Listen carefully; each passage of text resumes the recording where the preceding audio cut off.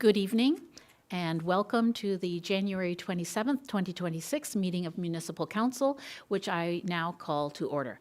Madam Clerk, please note for the record of this meeting that Mayor Haxon is absent with notice and I will be chairing tonight's meeting. Item B on the agenda is declaration of interest. Are there any declarations of interest from members of council? Seeing none, we'll proceed to the land acknowledgement statement. The town of East Gwillimbury recognizes and acknowledges the lands originally used and occupied by the First Peoples of the Williams Treaties First Nations and other Indigenous peoples, and on behalf of Council, I thank them for sharing this land. We also acknowledge the Chippewas of Georgina Island First Nation as EG's closest First Nation community and recognize the unique relationship the Chippewas have with the lands and waters of this territory. They are the water protectors and environmental stewards of these lands, and we join them in these responsibilities. We have a couple of deputations this evening, and before we start the deputations, I want to outline the expectations for conduct at this meeting. All participants are expected to conduct themselves respectfully and in accordance with the town's procedural bylaw. This includes refraining from interruptions, outbursts, or any behavior that disrupts the meeting. Each deputant will be provided up to 5 minutes to present their remarks, unless council or committee approves a different time, and the meeting will continue in an orderly and respectful manner. The town will not tolerate abusive, threatening, or profane language, or any negative or inappropriate comments directed at members of council, staff, or other members of the public. Deputants must limit their remarks to the subject for which they have been granted approval. I would also like to remind everyone of the following rules from the procedure bylaw. No deputant shall speak disrespectfully of any person, use offensive words or unparliamentary language, speak on any subject other than the subject for which he or she has received approval to address council or committee, or disobey the rules of procedure or a decision of the chair or council. If there is disorder, a breach of these rules, or behavior that compromises the safety, fairness, or integrity of the meeting, I may curtail a deputation or rule it concluded. Individuals causing a disturbance may be asked to leave. If necessary, the staff will seek assistance from security or police officers. These expectations help ensure that all participants, whether speaking or observing, can take part in a respectful, safe, and well-managed meeting. We will now proceed. Deputation number 1, Mr. G. Brown, making a deputation to council requesting that the town submit a heritage designation request to the province of Ontario for 31 Sand Road.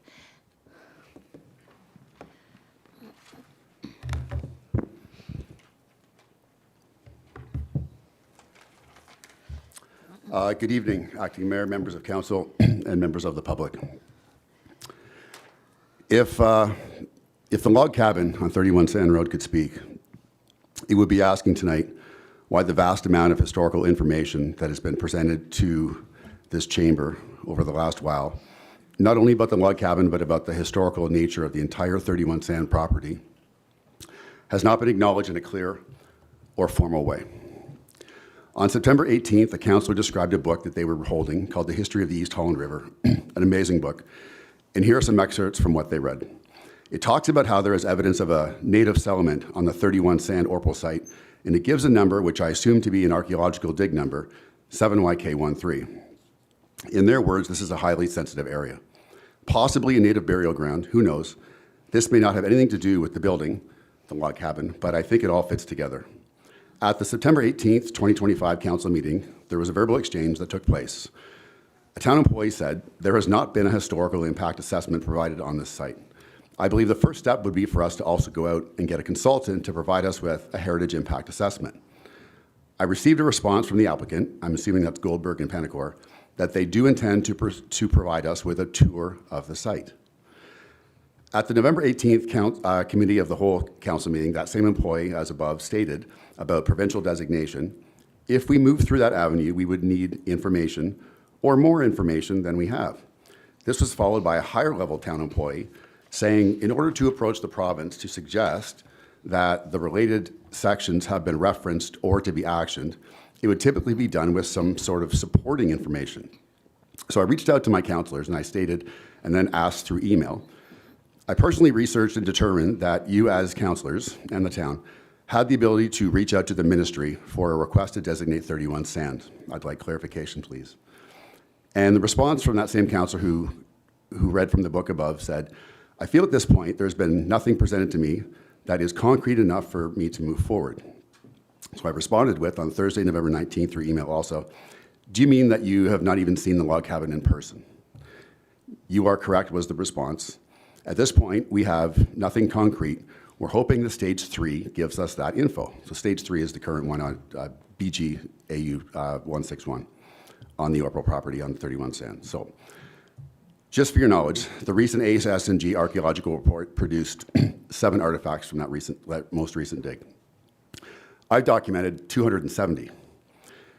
ASNG classifies their 7 artifacts as an archaeological resource of cultural heritage, value, and interest. So I must reflect. Since October 18th, we've given council 5 historical related speeches and deputations about the significant history of 31 Sand Road. That's 25 minutes of speeches. What in the name of common sense and good judgment am I missing about not having enough information to move forward to contact the ministry? So here again, I feel I must recite quickly some of the most important historical facts that occurred at 31 Sand, and it's unbelievable.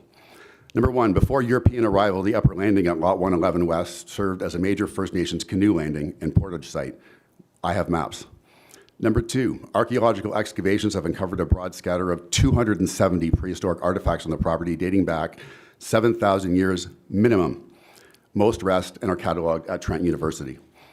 Number 3, clusters of calcined bone fragments, that means from cremation, in addition to a documented human burial, were recorded on this lot. Number 4, research has indicated multi-generational encampments and villages on this property over thousands of years. Number 5, Lieutenant Governor John Graves Simcoe, which we all know, realized the importance of Lot 111 West, 31 Sand, and is documented as having been on the property. Number 7, I have to skip one. Early accounts described a log structure at 31 Sand at Lot 111 West, commonly called the Pine Fort, or referred to as East Gwillimbury. This isn't just a page in history, it's an entire volume we have here. We're dealing with the historical combination of Fort York, Black Creek Pioneer Village, Sibbald Point on steroids. There's that much historical significance. So to summarize, you stated that you don't have enough information to approach the ministry. This land has slipped through the cracks, as we know, with a demolition permit issued.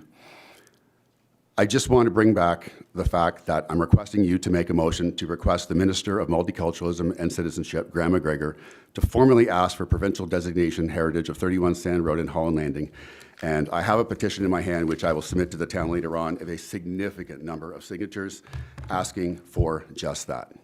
Thank you. Oh, the image on the screen, by the way, is the property that we're talking about.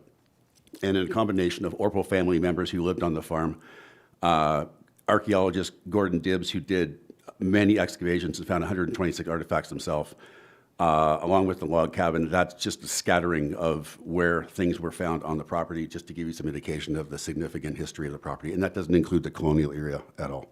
Thank you very much. Thank you very much, Mr. Brown, for your deputation and the information. Can I have a mover for this? Councillor Crone, and a seconder, Councillor Foster. Are there any questions or comments?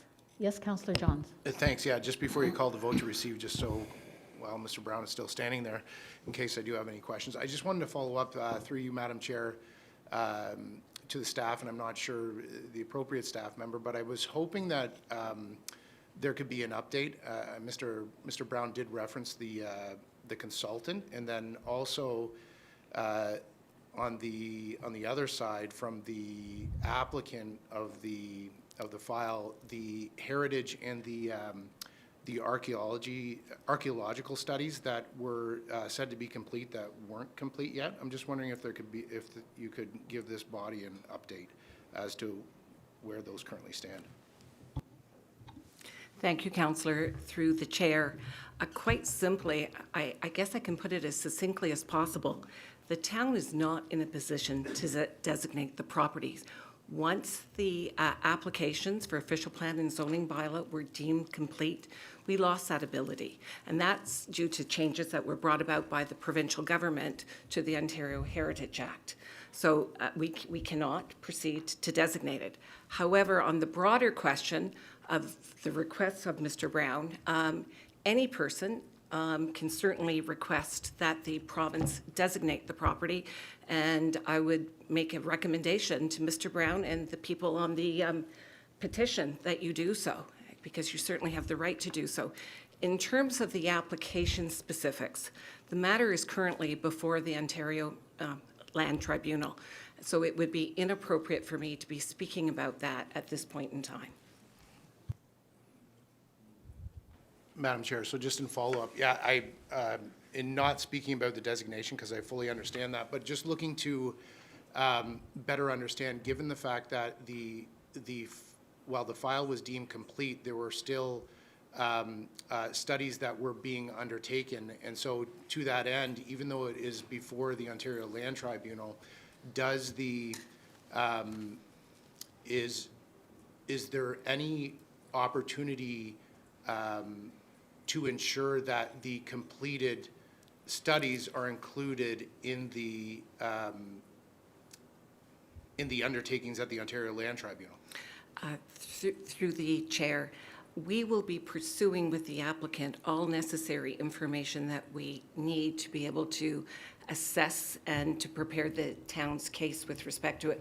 So in terms of the heritage impact assessment, we would be looking for it. I can't speak to whether or not we will receive it, but certainly it would be something that we would be requesting and pursuing.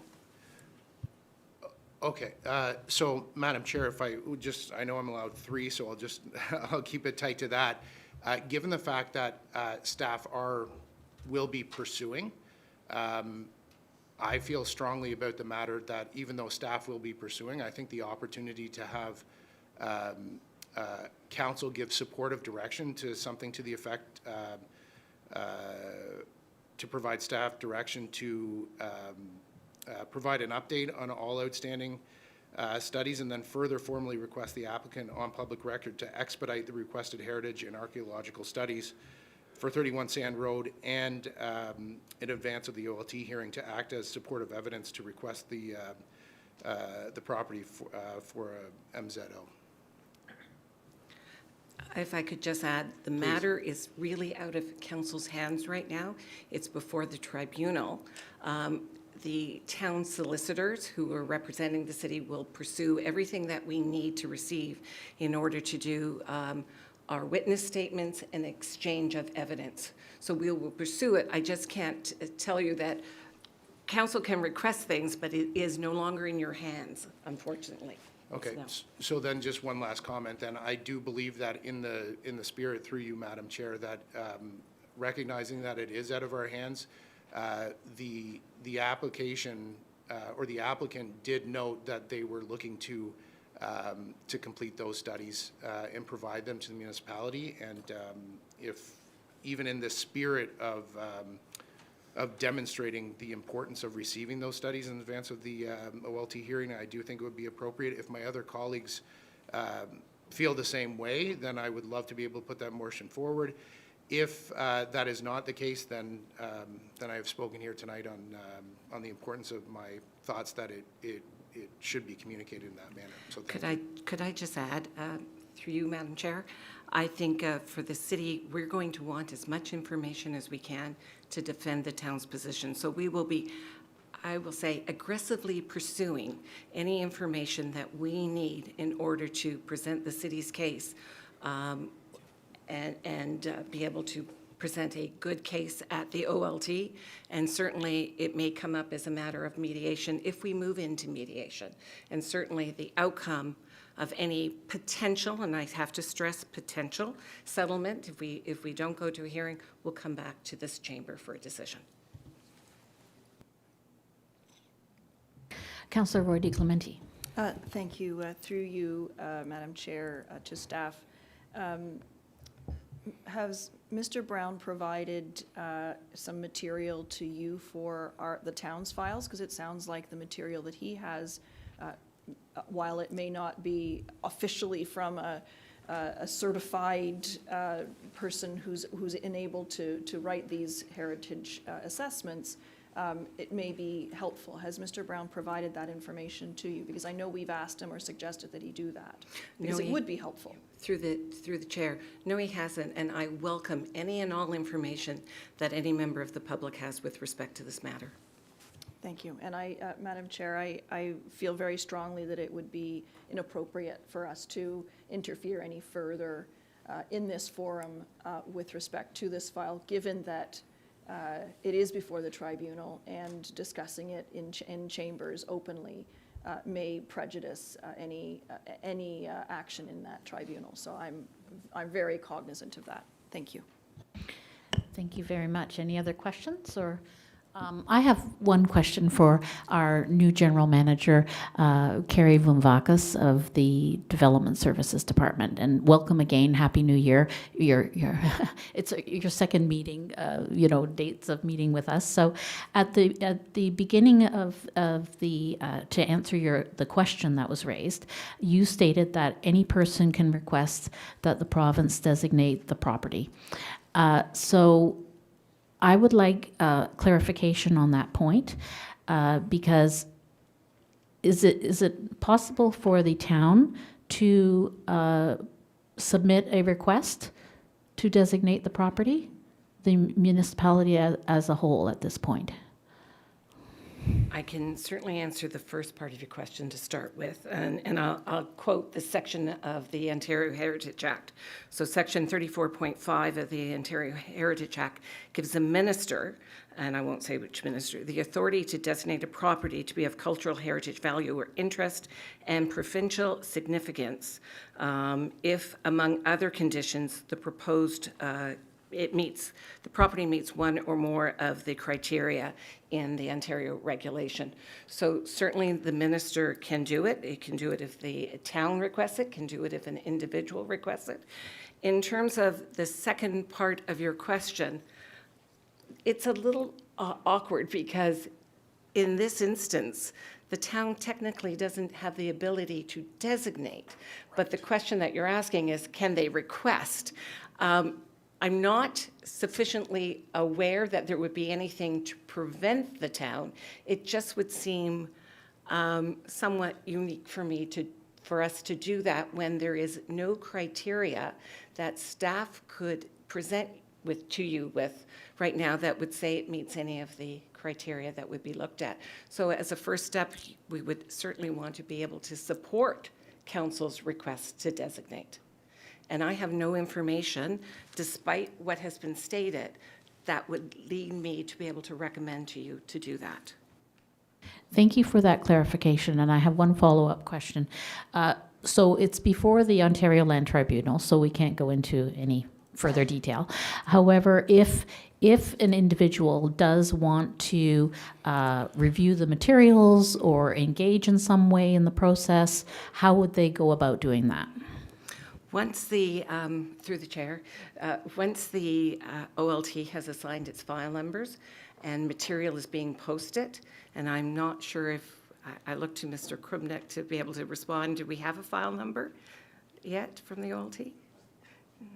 Not sure. But once that material is posted, any individual can go onto the provincial website and review all the documentation that is submitted. That would include all the documentation from the town and anybody else. So it's publicly available. Very good. So we can suggest that they go to the Ontario Land Tribunal website to search out and seek further information on its status and how to engage with the process if they choose to do so. Most certainly. Thank you. Okay, are we ready now? Oh, one more question. Yep, Councillor Carruthers. Thank you. Through you, Madam Chair, to the Speaker. Our General Manager mentioned Ontario Regulations 1006 that sets out the criteria that's prescribed for this. Of those 8 criteria, have you narrowed down which one you think this would most fit under?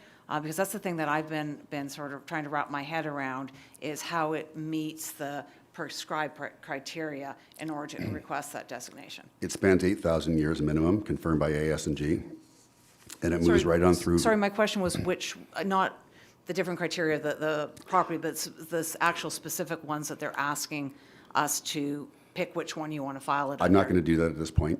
Okay. There are too many. I won't do that. There's too many. There's The too many. 8.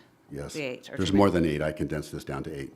And I Oh, am no, more. sorry, I'm talking about the actual regulation that sets out the 8 criteria that our general manager was referring to, that under the Heritage Act, and this is Ontario Regulation 1006, that has the prescribed criteria, and of those 8, it has to fall under one of those 8. So it's not your 8, it's the 8 that the ministry has. I haven't memorized those 8 at this point, so I won't answer So that there's at this point. not one that you're looking at as. There are what- several. I've read them in the past, but I'm not going to comment Okay, right now. okay, that's fine.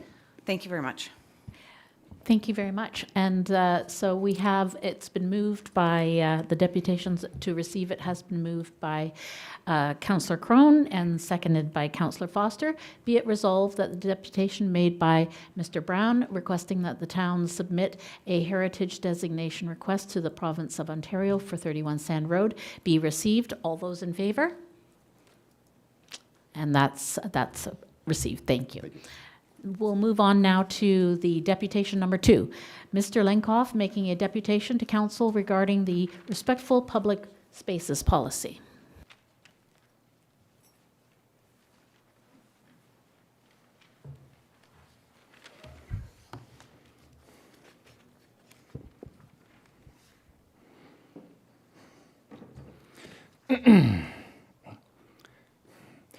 Good evening, Acting Madam Mayor and members of Council. Section 32 of the Canadian Charter of Rights and Freedoms makes clear that the Charter applies to government action and municipalities are government actors for Charter purposes. When a town adopts and enforces a policy that regulates how residents may speak to their government and access civic spaces, it is exercising public power in a charter-bound context. Corporate Services document Respectful Spaces Public Policy directly engages Section 2B, Freedom of Expression, and Section 2C, Freedom of Peaceful Assembly. It governs public meetings, correspondence, email, and social media, the primary channels of municipal democracy. Expression in these forums, especially about local governments, accountability, and public policy, sits at the core of what Section 2B protects.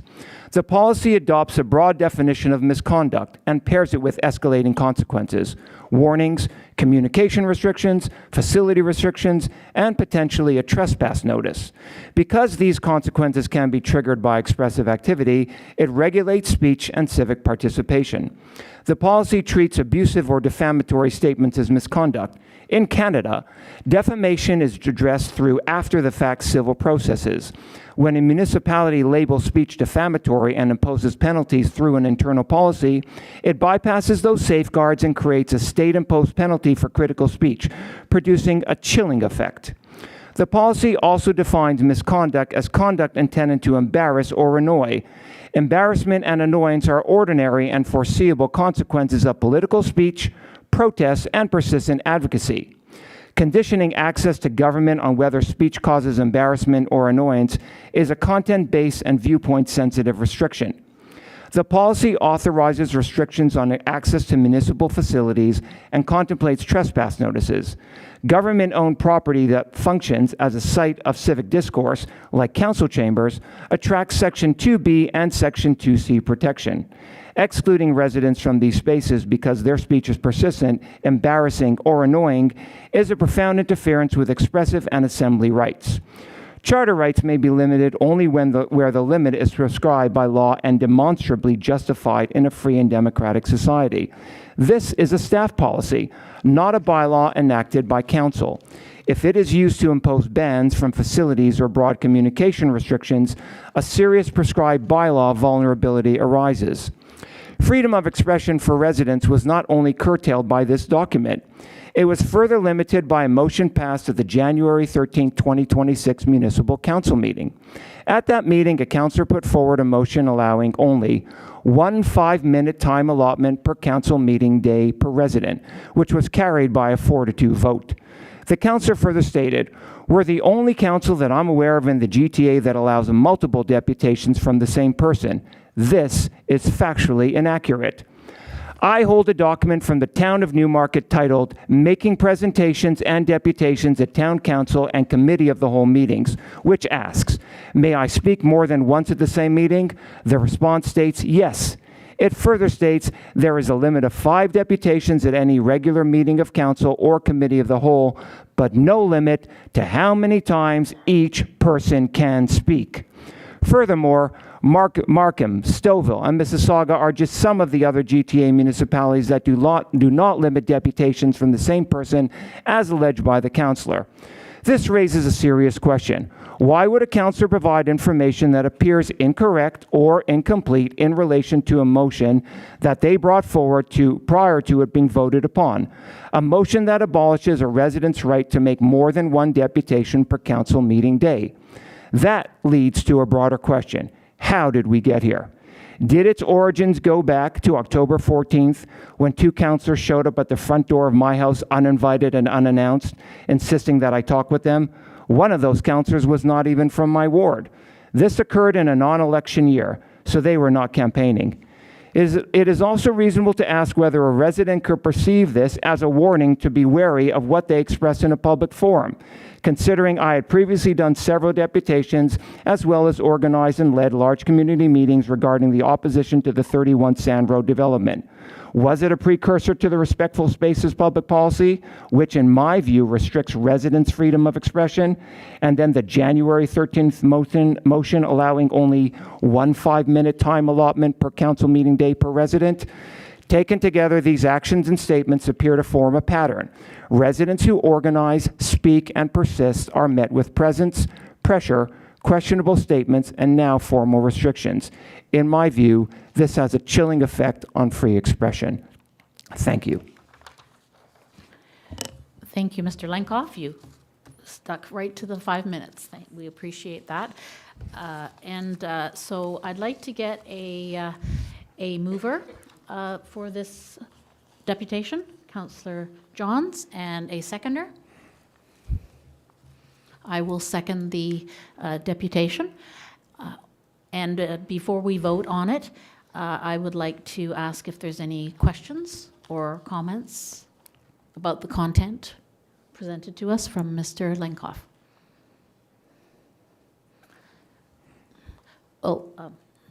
Seeing that, I have a question for Mr. Lenkov.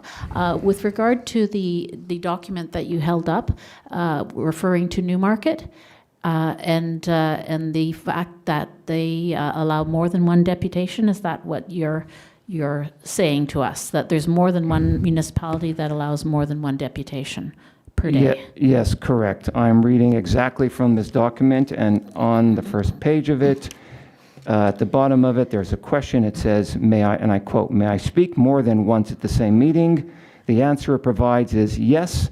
There is a limit of 5 deputations at any regular meeting of council or committee of the whole, but no limit to how many times each person can speak.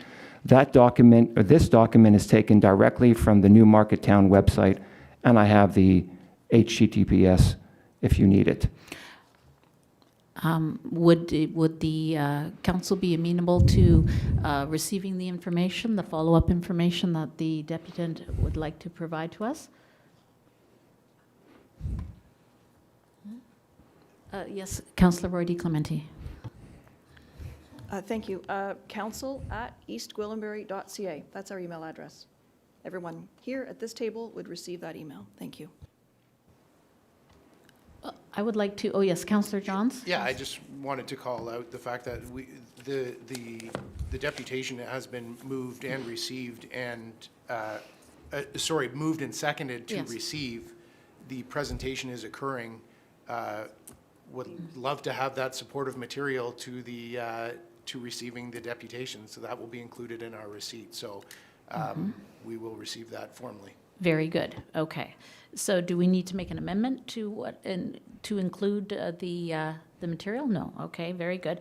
Well, I had a concern since the meeting on January 13th, and there had been a subsequent article in York Region by a reporter. And Point of order, yeah, Madam Chair. yes. Madam Chair, we have a motion on the table to receive a deputation, not to discuss our prior meeting from January 13th. It's a motion to receive the deputation. Well, very good. So if you're going to ask a I am question in of the deputant, yes, that's fine. okay. Because you're in the chair. Yes, I but am you in the are- chair, but so I you're- will you're rule on the starting to point of order. extemporize, Madam. I will rule on the point of order that I have the chair, and I have a question for the deputant. So, Challenge the ruling from the chair. excuse me? I am in the chair, and a point of order was called, and I have a question. I am a member of council, and I am acting mayor right now, and I am chairing the meeting. I have ruled on the point of order, and I do have a question that is relevant to the deputation that was just presented. So our procedural bylaw allows for any councillor to challenge the ruling from the chair, and it goes to a vote. And so the point of order was made by Councillor Roy D. Clemente, that we were not speaking to the point on the agenda, and you ruled on that, and I'm challenging that ruling. So perhaps the clerk can fill you in on our procedural bylaw and how that works.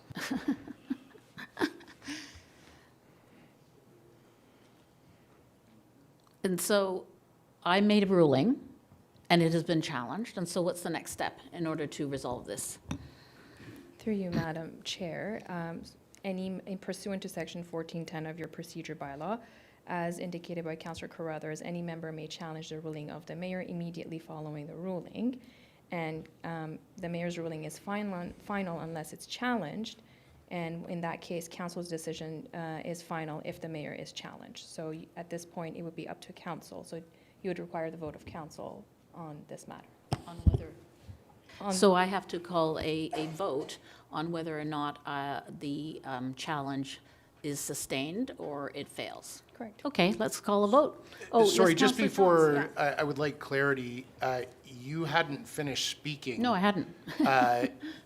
To have the point of order. Like, I don't know what your question was, how whether it did or did not pertain to the deputants Right.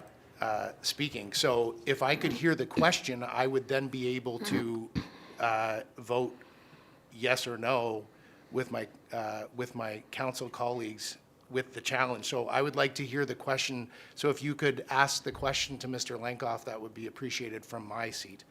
Yes, thank you. So for clarification, following the surprise motion on January the 13th, a motion was passed regarding the number of deputations, and a false statement was made by the councillor putting forward the motion that he, as far as he was aware, in the GTA, that it only allows multiple deputations from the same person, and that is factually incorrect, that they would not allow multiple deputations from the same person. Madam Chair, I'd like to challenge that. As far as I was aware, that was correct. You can't challenge that. As far as I was aware, that was true. New information is provided, I accept it, that's fine. But you can't say that I was presenting intentionally false information. I did not say you were No, you were implying intentionally. it. I did not say you were intentionally providing information. I think we have to be careful on council, because whenever councillors make a statement, just from the very fact of our positions, when words come out of our mouth, if you say something that we're the only council that you're aware of in the GTA that allows multiple deputations from the same person, that's not right, and that's not how we've done it historically, that was factually incorrect. So the surprise motion that you brought forward on January 13th, which resulted in a motion being passed which restricts access to deputants to make deputations more than one in a day.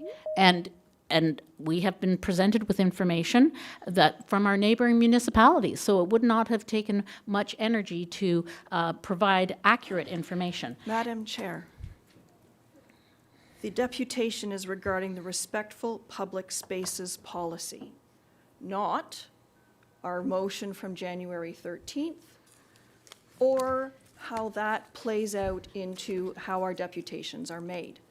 I would like to reinforce the fact that this is out of order. No, it's At not. this point, No, we I'm have, sitting you in the have been chair. challenged, Madam Chair. Okay, let's take a This is vote the- on that, and then I will proceed with another question. So let's take a vote. My ability to ask a question has been challenged. There's a point of order has been brought forward by Madam Councillor Chair, Roy it was not the Clementi. ability to ask a question, it was simply a procedural issue. At this point, the deputation is regarding the respectful public spaces policy. Yes. There is a motion on the floor to receive that respectful public spaces policy deputation. And you are asking questions about something that is not about the No. respectful public We spaces disagree. policy. We disagree. I have the Respectful Public Spaces Policy, a copy of it right here. I've highlighted it. I've gone through it multiple times, and I have questions with regard to the number of deputations and how it fits into the Respectful Public Spaces Policy. So the two are connected. So are we going to take a vote? Let's take a vote. I'm sitting in the chair.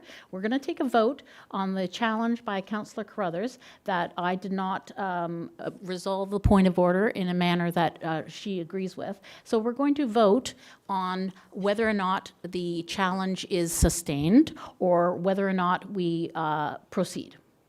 Madam Chair, it's not whether or not I agree or not. Well, you That's very challenged condescending. my- It's very condescending language. You had a point of order, and we're allowed to challenge it. Well, so Okay? now we're taking a vote. Thank Madam you. Mayor, call the question. Yes, I I'm call calling the question, Can and you we're be taking clear a on what the vote. question is so that The people question understand? is whether or not we support the challenge of my resolution of the point of order made by Councillor Roy DeClementi. So if you support Councillor Roy DeClementi's point of order and you feel that I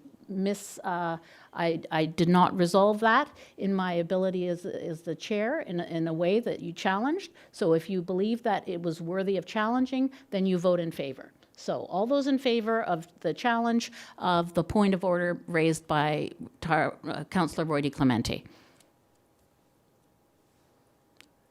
4. Okay, so that proceeds. So that challenge was successful. So we're going to move on to my question for Mr. Lenkov, the deputation. So my question is this: so is the bottom line of your deputation stating that the best practices of other municipalities with regard to deputations is part of the limitations that you feel have been contained in the Respectful Public Spaces Policy? You have to turn on your microphone. Well, there we go. Yes, I think that encapsulates it. I think that's very succinctly put. Yes, Councillor Roy Clementi. Madam Chair, through you to staff, I guess to Mr. CAO, the Respectful Public Spaces Policy was included in a council information package. It was never brought to council for adoption. This was a staff initiative that staff published. Council has never, to my knowledge, had input into that or had an adoption. It was never brought to this table for adoption. Is that correct? And can you tell me why? That is correct. It is an administrative policy under the guise of general health and safety and facility management and within staff and administrative purview.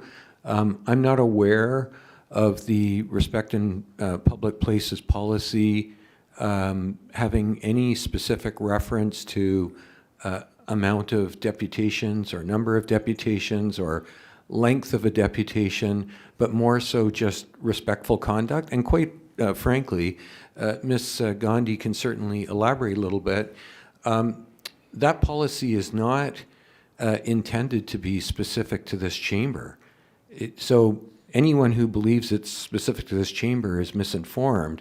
It is related to conduct in public spaces on town property, public spaces, interactions with other members of the public, interactions with staff, interactions with members of council. I can tell you that where it's come in very handy is, for example, in our frontline customer service folks that are dealing with folks on a regular basis, and sometimes the conduct needs to be called out, and so this provides some parameters around that. And so I just didn't want any impression left that somehow that policy is specific to this room. That's simply not the case. So I don't know if you need more information, but Ms. Gandhi would certainly have better perspective on it than I. I think you've been very clear that it's not a political document, and so therefore it shouldn't even have anything to do with the deputation. So, Madam Chair, I would like to move forward with the rest of our agenda and receive the deputation from this evening. Thank you. Thank you very much for that opinion. They are very much connected, in my opinion. And as chair, I would like to, I have a copy of the Respectful Public Spaces Policy right here, and it is not limited to, and respectfully, I agree wholeheartedly that, you know, the customer services staff who are on the front lines often face abuse, etc. But there is a connection between the number of deputations that an individual can make and Respectful Public Spaces Policy, because it is limited to one, which is being decided by a reasonable person, which is not identified in the motion that was brought forward by Councillor Crone on January the 13th. And so the definition of reasonable person, we don't even have definitions in the Respectful Public Spaces Policy. It just simply says that the town is committed to engaging with all members of the public in a consistent and fair manner, and recognizes that there may be circumstances that require action to protect staff, volunteers, members of council, and residences of the town from inappropriate, unwelcome, unreasonable, frivolous, or vexatious behavior referred to in the policy as misconduct. And so it very much is the impression that the desire to limit the number of deputations could potentially be connected with the Respectful Public Spaces Policy. Yep.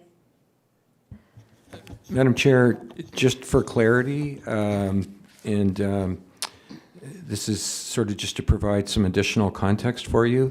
The procedure bylaw, be my understanding, just to be clear, it's my understanding the procedure bylaw would govern proceedings in this chamber. Your code of conduct,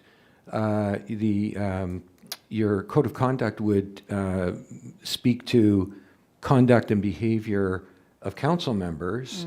And the respect in public places is generic to town property, town public spaces, could apply to activities in this chamber, but not exclusive to, nor is it focused on. That was my point, is that it is a more generic statement and not uncommon, quite frankly, in terms of what many or most institutions would have, whether it be formal or informal in nature, as an expectation of conduct in their offices, on their property, that sort of thing. So that's to provide a little bit of context for that. I hope that's helpful. Yes, thank you very much. Are there any other questions? Yes, Councillor Carruthers. Thank you. I want to speak to something else in Mr. Lenkov's deputation. I've noticed a pattern where Mr. Lenkov implies motives to what we might do. And I want to be very clear that I did come to your door, but also everyone's door in the neighborhood. And I do that as a councillor. When there is a burning issue, I go out into the community, I knock on some doors. Because when you're at election time, you knock on people's doors, they say to you, why do I only see you at election time? So I make sure that I get out between elections when there's a burning issue. And yours was the last house on the street, and I debated whether I should go up to your door or not, and I thought, I won't be intimidated, and I do want to talk to you. I want to have a conversation with you. And you promised you would have a conversation with me after the meeting on October 21st. And I'm still waiting for that conversation, Mr. Lenkov. I'm more than willing to talk with you. I've never intimidated anyone in my life, and for you to stand in this chamber and imply that me coming to your door as well as all your neighbors' door was somehow to intimidate you, I think it's a very sad day to have someone come in here and say that when I've done nothing but try and support my community and took time out of my day to make sure that I listened to as many residents as I could. Thank you very much. As chair, I think it's only fair that we give Mr. Lenkov the opportunity to respond to that comment that you just made. Thank you. That's subjective. That might be your opinion, Councillor Carruthers, but that was not mine. You repeatedly and insistently said, I'd like to talk to you, I'd like to talk to you, and I made it clear that I had no desire at that time to speak with you. And by my comment saying that I'll talk to you later, that was the only way that I could get you off my front porch. 2 councillors coming to my residence unannounced, uninvited, is not something that I would deem as normal, especially in a non-election year and a non-campaigning time. So that might be your interpretation, but my interpretation is vastly different. And I would say that your No, interpretation is excuse me, different than you your did not neighbors ask. as well. You did not ask permission to speak through me as the chair. I thought we were having a back and forth. Excuse me, the protocol is you ask I move permission that we call the to speak. question, Madam Yes, Chair. I I would- move that we call the question and receive the deputation. I would like to have a recorded vote. Thank you very much. So it was moved by Councillor Crone, and it was moved by Councillor Johns, and it was seconded by myself, Councillor Leahy, and so I would like to have a recorded vote on receiving the deputation. Be it resolved that the deputation made by A. Lenkov regarding the respectful public spaces policy be received. Madam Chair, since you have indicated for a request for a recorded vote, how do you vote? Yes. Councillor Carruthers, how do you vote? Yes. Councillor Crone, how do you vote? Yes. Councillor Foster, how do you vote? Yes. I'm just noting that Mayor Haxton is absent with notice. Councillor Johns, how do you vote? Yes. Councillor Roy DeClemente, how do you vote? Yes. Madam Chair, that motion carries. Thank you. So we'll move on to item E, the presentations, and there are none at this time.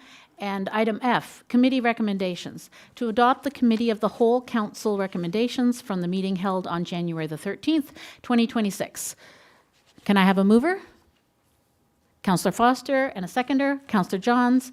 Be it resolved that Council adopt the Committee of the Whole Council recommendations from the meeting held on January the 13th, 2026. All in favor? And that is passed. Item G, adoption of minutes. To adopt the Committee of the Whole Council minutes from the meeting held on January 13th, 2026. Can I have a mover? Councillor Carruthers, and a seconder, Councillor Foster. Let's see here. I was on item G1, yes. To adopt the Committee of the Whole minutes. Okay. Be it resolved that Council adopt the Committee of the Whole minutes from the meeting held on January 13th, 2026. All those in favor? And that is approved. Item number 2, to adopt the council minutes from the following meetings. Special meeting held on January 13th, 2026. Regular meeting held on January 13th, 2026. Can I have a mover? Councillor Crone, and a seconder? Councillor Carruthers. Be it resolved that Council adopt the following minutes. Council minutes from the special meeting held on January 13th, 2026. Council minutes from the regular meeting held on January 13th, 2026. All those in favor? And that is moved. Item H, we are now have arrived at the statutory public meeting, and I will make some comments about procedure. And first, I want to say thank you to everyone for your patience and for coming out tonight to be in the chambers as well as to participate in the public statutory meeting. It's always nice to see people in the seats of the council chambers. Members of the public, this portion of the council meeting is a statutory public meeting under the Planning Act. The purpose of this meeting is to inform and obtain public input on the planning application received by the town prior to a full technical analysis being conducted by staff. No decision to approve or refuse the application will be made here tonight. Following the applicant's presentation, members of the public will be invited to offer their comments respecting the proposal. Submissions can also be made in writing to planning@eastgwillimbury.ca. If you plan to speak at this meeting, or if you wish to be notified of any future council meetings concerning this application, please complete a form located at the speaker check-in table outside of the council chambers. I will now ask our new General Manager of Development Services, Carrie Vumvakas, to introduce the application. Thank you very much. Thank you, Madam Chair and council members and members of the public. This is a statutory public meeting to designate a heritage conservation district for under Section 41, Part 5 of the Ontario Heritage Act for the historic community of Sharon. Both the designation bylaw is proposed along with the guidelines in addition to the HCD plan. The establishment of the Heritage Conservation District has been a priority of Council and of the Heritage Advisory Committee. And I'm quite thrilled today to be able to have our consultant here to present the draft HCD for your consideration, members of council, and more importantly, at this point in time, to get public feedback and input into it. This is not the end of the process, and I just have to say, I'm really quite thrilled to, hard with this mic, to see this number of people come out tonight to speak to this matter, given the weather. So it's really important that you're here, and we hope you'll be able to respond, ask your questions, and if you don't want to ask your questions today, please send them in to staff, and we'll be posting some information on our website. So without further ado, I'm going to introduce our consultant, our heritage consultant, Mr. Ben Haltoff, who is going to provide a presentation on this matter.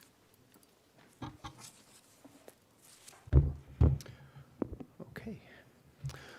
Good evening, Madam Chair and members of council. And I know I've been here several times at public meetings and have conferred with the Heritage Advisory Committee. And so today I am presenting the most recent draft of the Heritage Conservation District Plan for Sharon.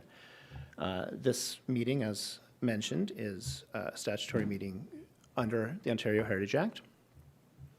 Can I go on to the next slide, please?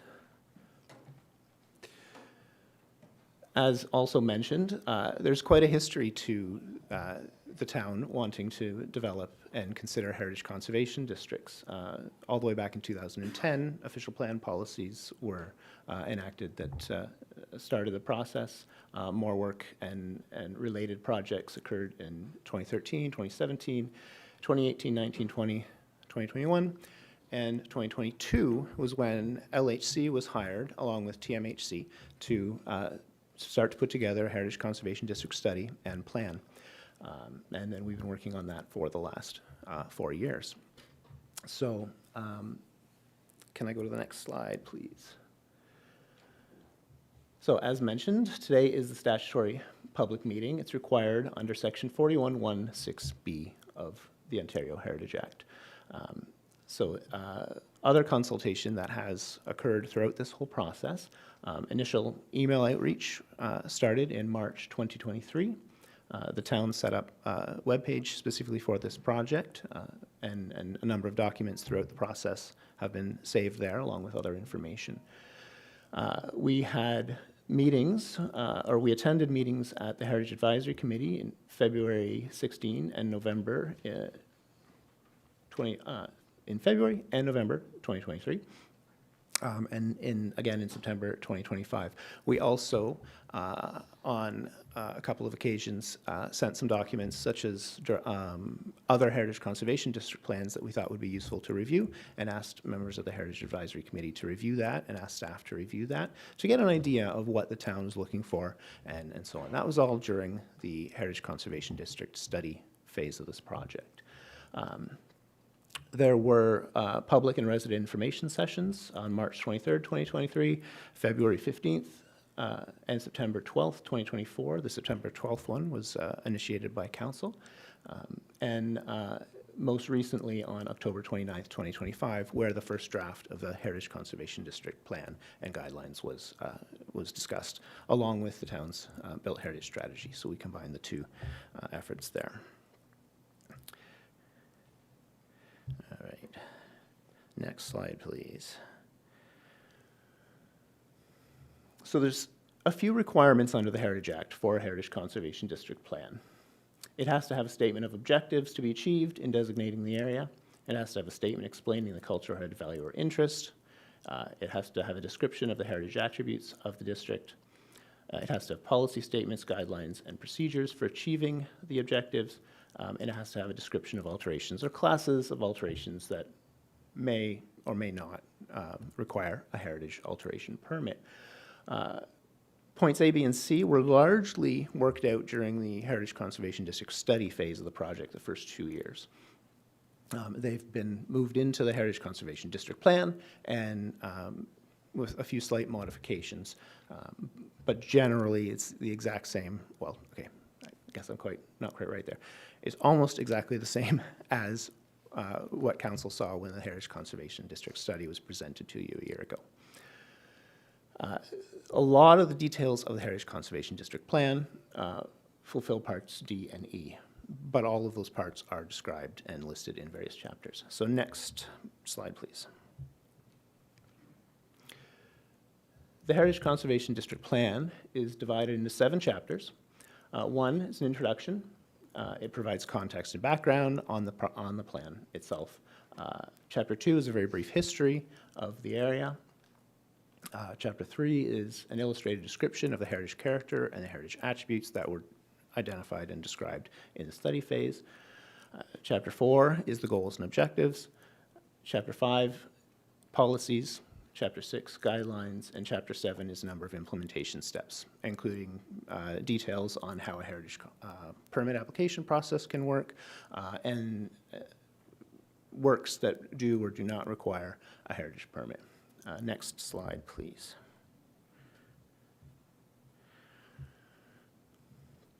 So the HCD is intended to conserve and protect the heritage value and character of Sharon. It's a tool to assist in planning for heritage conservation and planning change for the area. It provides a framework for consistent decision-making, decisions that property owners may want to make, or decisions that council may make regarding heritage permits. It provides a framework for when decisions can be delegated to staff. The policies support the goals and objectives. Now, it's important to note that change is expected. This is not intended to freeze the area in time. We're not turning Sharon into a museum. That is not at all the intent of the plan. The policies and guidelines are intended to guide applications for change. It allows the town to manage change in a way that conserves heritage value. So it puts heritage value kind of as one of the first things that you think about. The guidelines guide decision-making, and they are intended to apply across the board. So to the municipality, to municipal staff, to property owners, and to a lesser degree, to decisions that the region might want to make where they would be doing an environmental assessment or something. It will inform decisions that they make. So next slide, please. So the policies and guidelines of the plan are divided into some broad categories. There are whole district policies. There are policies and guidelines that apply to contributing properties or properties that we identified in the study phase as meeting either one or more of the criteria under the Ontario Heritage Act. There are guidelines for changes on some properties that are identified as non-contributing. And that can include guidance on how to make changes that fit the character of the area, and it can also provide exemptions, so when you would not need to apply for a heritage permit, or when you can make changes that doesn't require council or staff to review it. It provides guidance for demolition and building removal, and it provides guidance for new development and infill. So generally, the policies use fairly strong language, require, shall, must. There are a few policies that use a little bit softer language. Guidelines all use softer language, encourage, should, may, those kinds of things. Next slide, please. So policies are official direction on how heritage attributes and character can be conserved. They inform and guide council and planning branch staff decisions. They apply to things like additions, new development, demolition. They are binding under the Heritage Act. And next slide. Excuse me 1 minute. My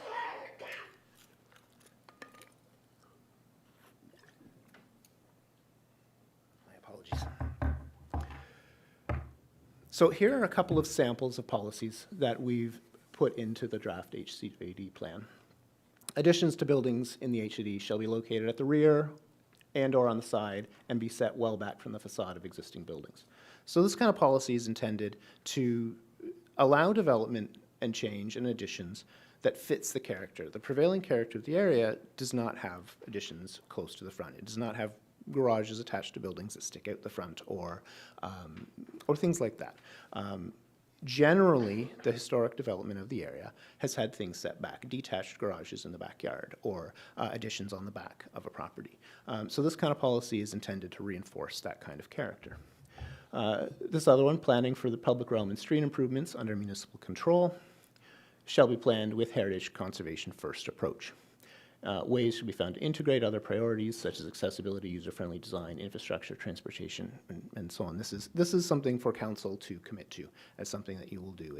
It makes sure that heritage is first, or at the very or close to the very top of the list when you're thinking of things.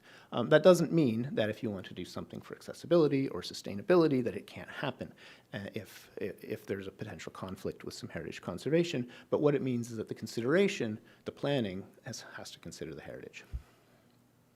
The third one there, new works such as additions and accessory structures shall be visually compatible with, subordinate to, and distinguishable from the historic building on the property.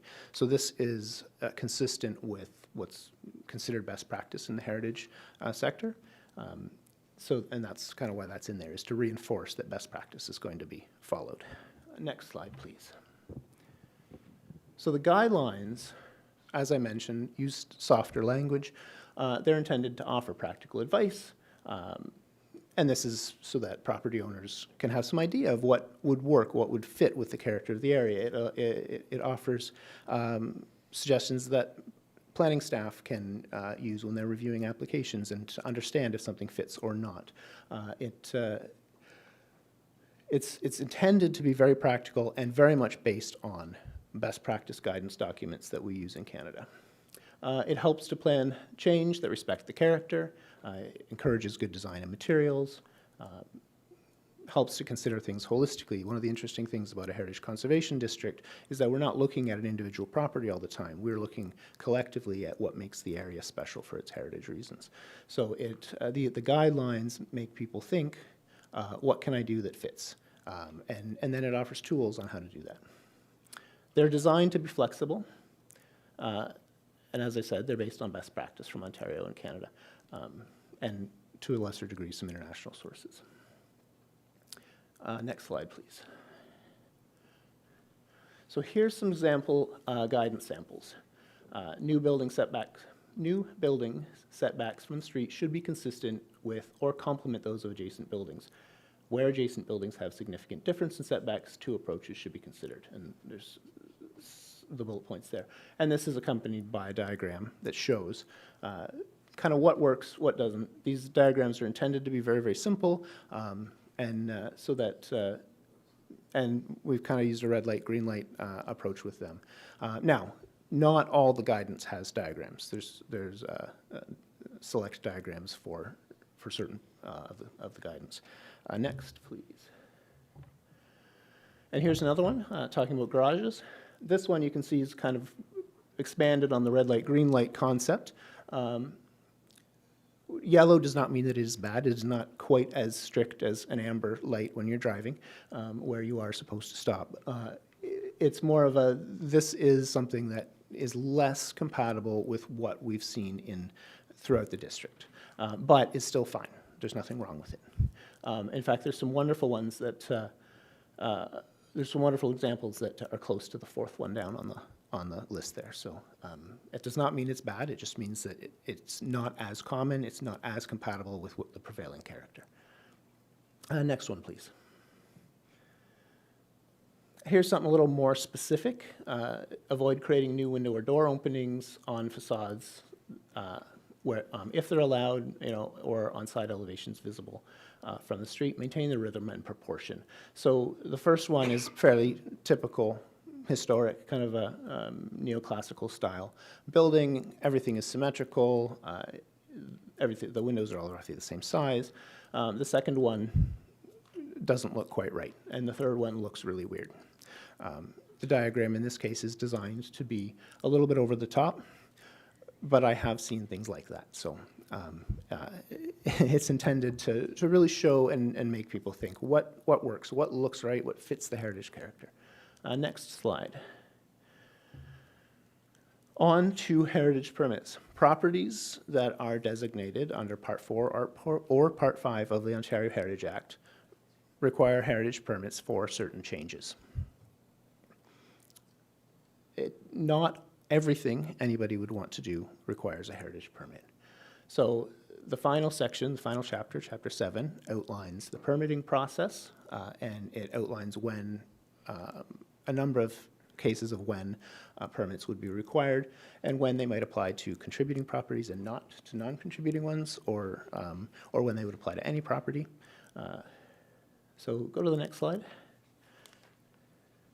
So generally, if you want to add a building to a property in Heritage Conservation District, you do need to have a heritage permit. That would be written consent from council. Now, there are cases where in the HCD plan, we have identified cases where that decision could be delegated to staff. But that's laid out in the plan in a bit more detail. If you want to do an addition, you generally require a heritage permit. If you want to remove a building, so a demolition or even relocation would require a heritage permit.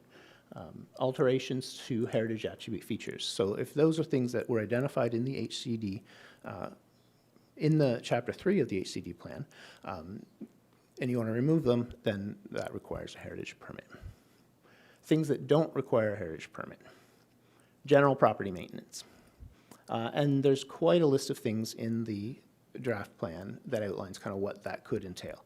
And that, it's in a large table. That's not intended to be set in stone. That table is intended to be kind of a working document that as scenarios come up, it can be added to and refined.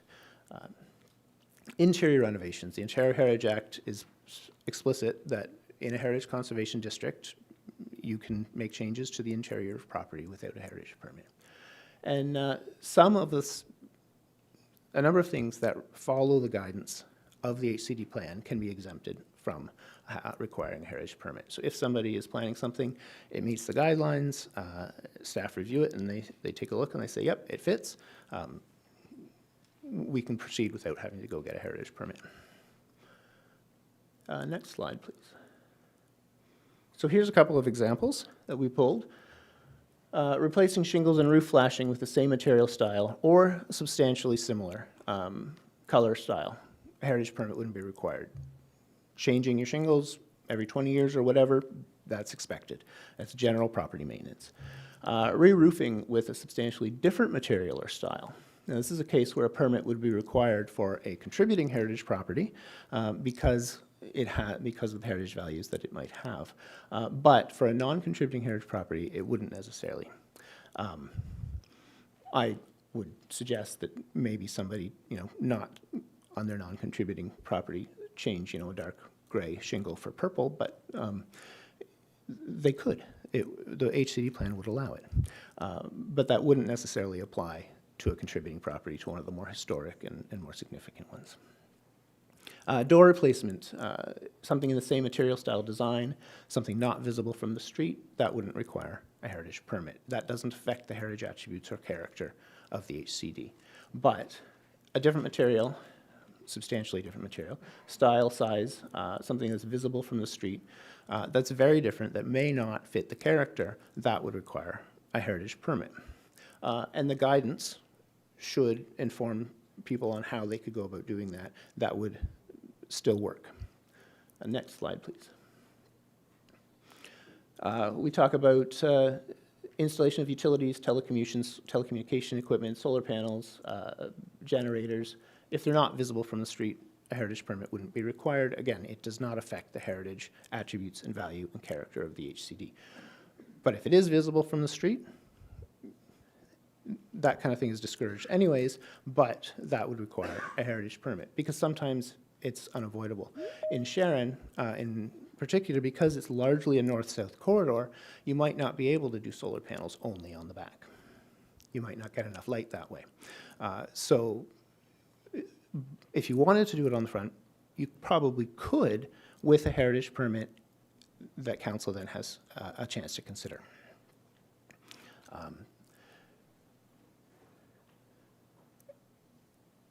Sorry, I lost my place.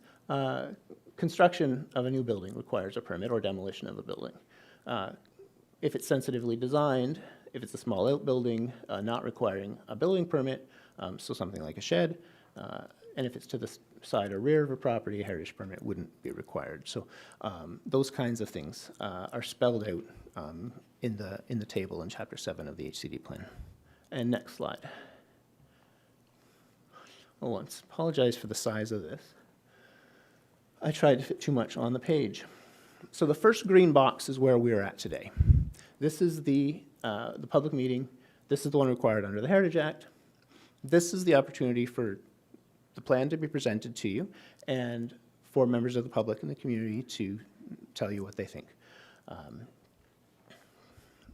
People who speak at this meeting, they get the opportunity to appeal if they want to, or if they provide written notice before the plan is passed. After this, we will go to the final revision stage. Now, you may hear stuff tonight that makes you think that you want us to make some changes. We can do that. And we can consider that. We can come back with our professional advice on what's going to work, what's not going to work. Perfectly happy to do that. That might delay the next couple of steps a little bit, but if we're substantially happy with the way the plan is presented, we can make final revisions. And then we bring this to the Heritage Advisory Committee. They get to discuss, and that's a public meeting. Members of the public can tell them what they think then as well. And then they will provide their advice to council on if the HCD plan should be adopted and then the district designated or not. Following that, it goes to council one more time, and that's where you decide, are we going to designate this district, and are we going to adopt the bylaw, or are we going to shelve the plan? So if council decides yes at that meeting, then the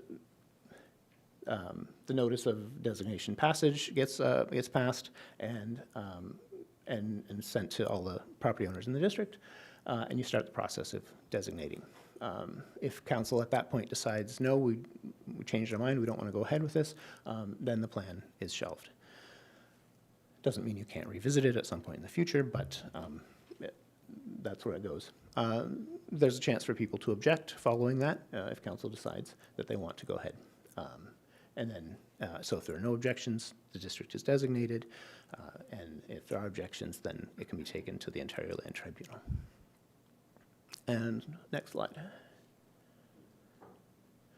Okay, this is my last one.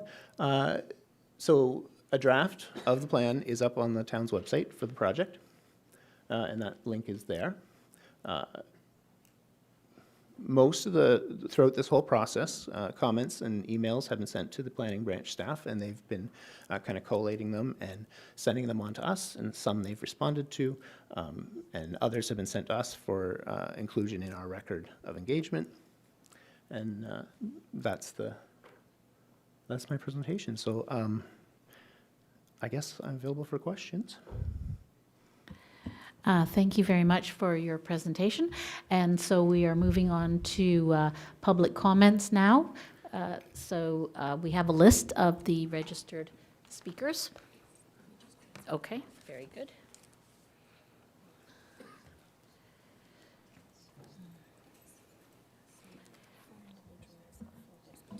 Mm-hmm. We have 4 people pre-registered for this particular application, and I want to just remind everybody you have 5 minutes to make your presentation and your comments, and we will also provide the opportunity after we've gone through the list of the 4 individuals here. You do have the ability to, on the spot here this evening, if you feel that you would like to make a comment or contribution, this is your opportunity. And in addition to, in the future, providing written feedback and comments. So the first person we have on our list is Sherry Sewells. Is Sherry Sewells here? And if she'd like to step forward to the microphone, please. Thank you.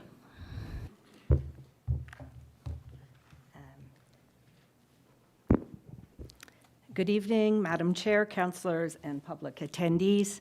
My name is Sherry Sewells, representing my parents, Janet and Frank Russell, 18694 Leslie Street, Sharon. Thank you for this opportunity to speak with the Sharon HCD. I will first be responding with responses and objections regarding Development Services Report DS 2025-27, public meeting October 29th, 2025, 7 to 9 p.m. session. The decision of council to move forward with the HCD is based on flawed studies. There are inaccuracies, biases, and prejudices. Even when presented with factual inaccuracies at public information sessions, these have been ignored in following drafts. There are many historical facts that the consulting firm is unaware of. Therefore, while there have been public information sessions, there have not been adequate public consultation sessions.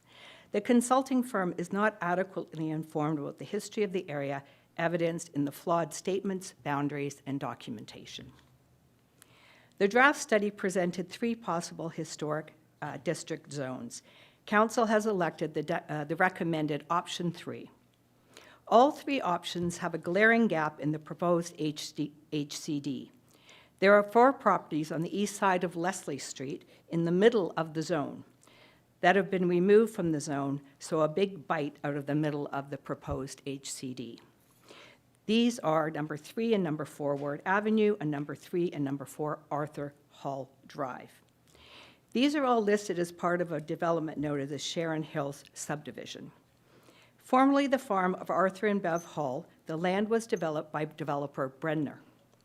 The plans obscured the original farmhouse from the street and also intended to have the 4 properties listed face in on the subdivision with their backs to Leslie Street. The community fought the developer to have these homes face Leslie Street to make this development part of the community rather than something separate. The community won and the 4 homes face Leslie Street. There will be records on file with the town that support this, somewhere around 1988. Now, by opting these residences out of the HCC, it is doing the complete antithesis of what the community fought for. Also note the brick gateways on Ward Avenue and whatever the other one is, Arthur Hall Lane, were erected by the long-gone developer as an FY to the community for forcing those 4 properties to face Leslie Street.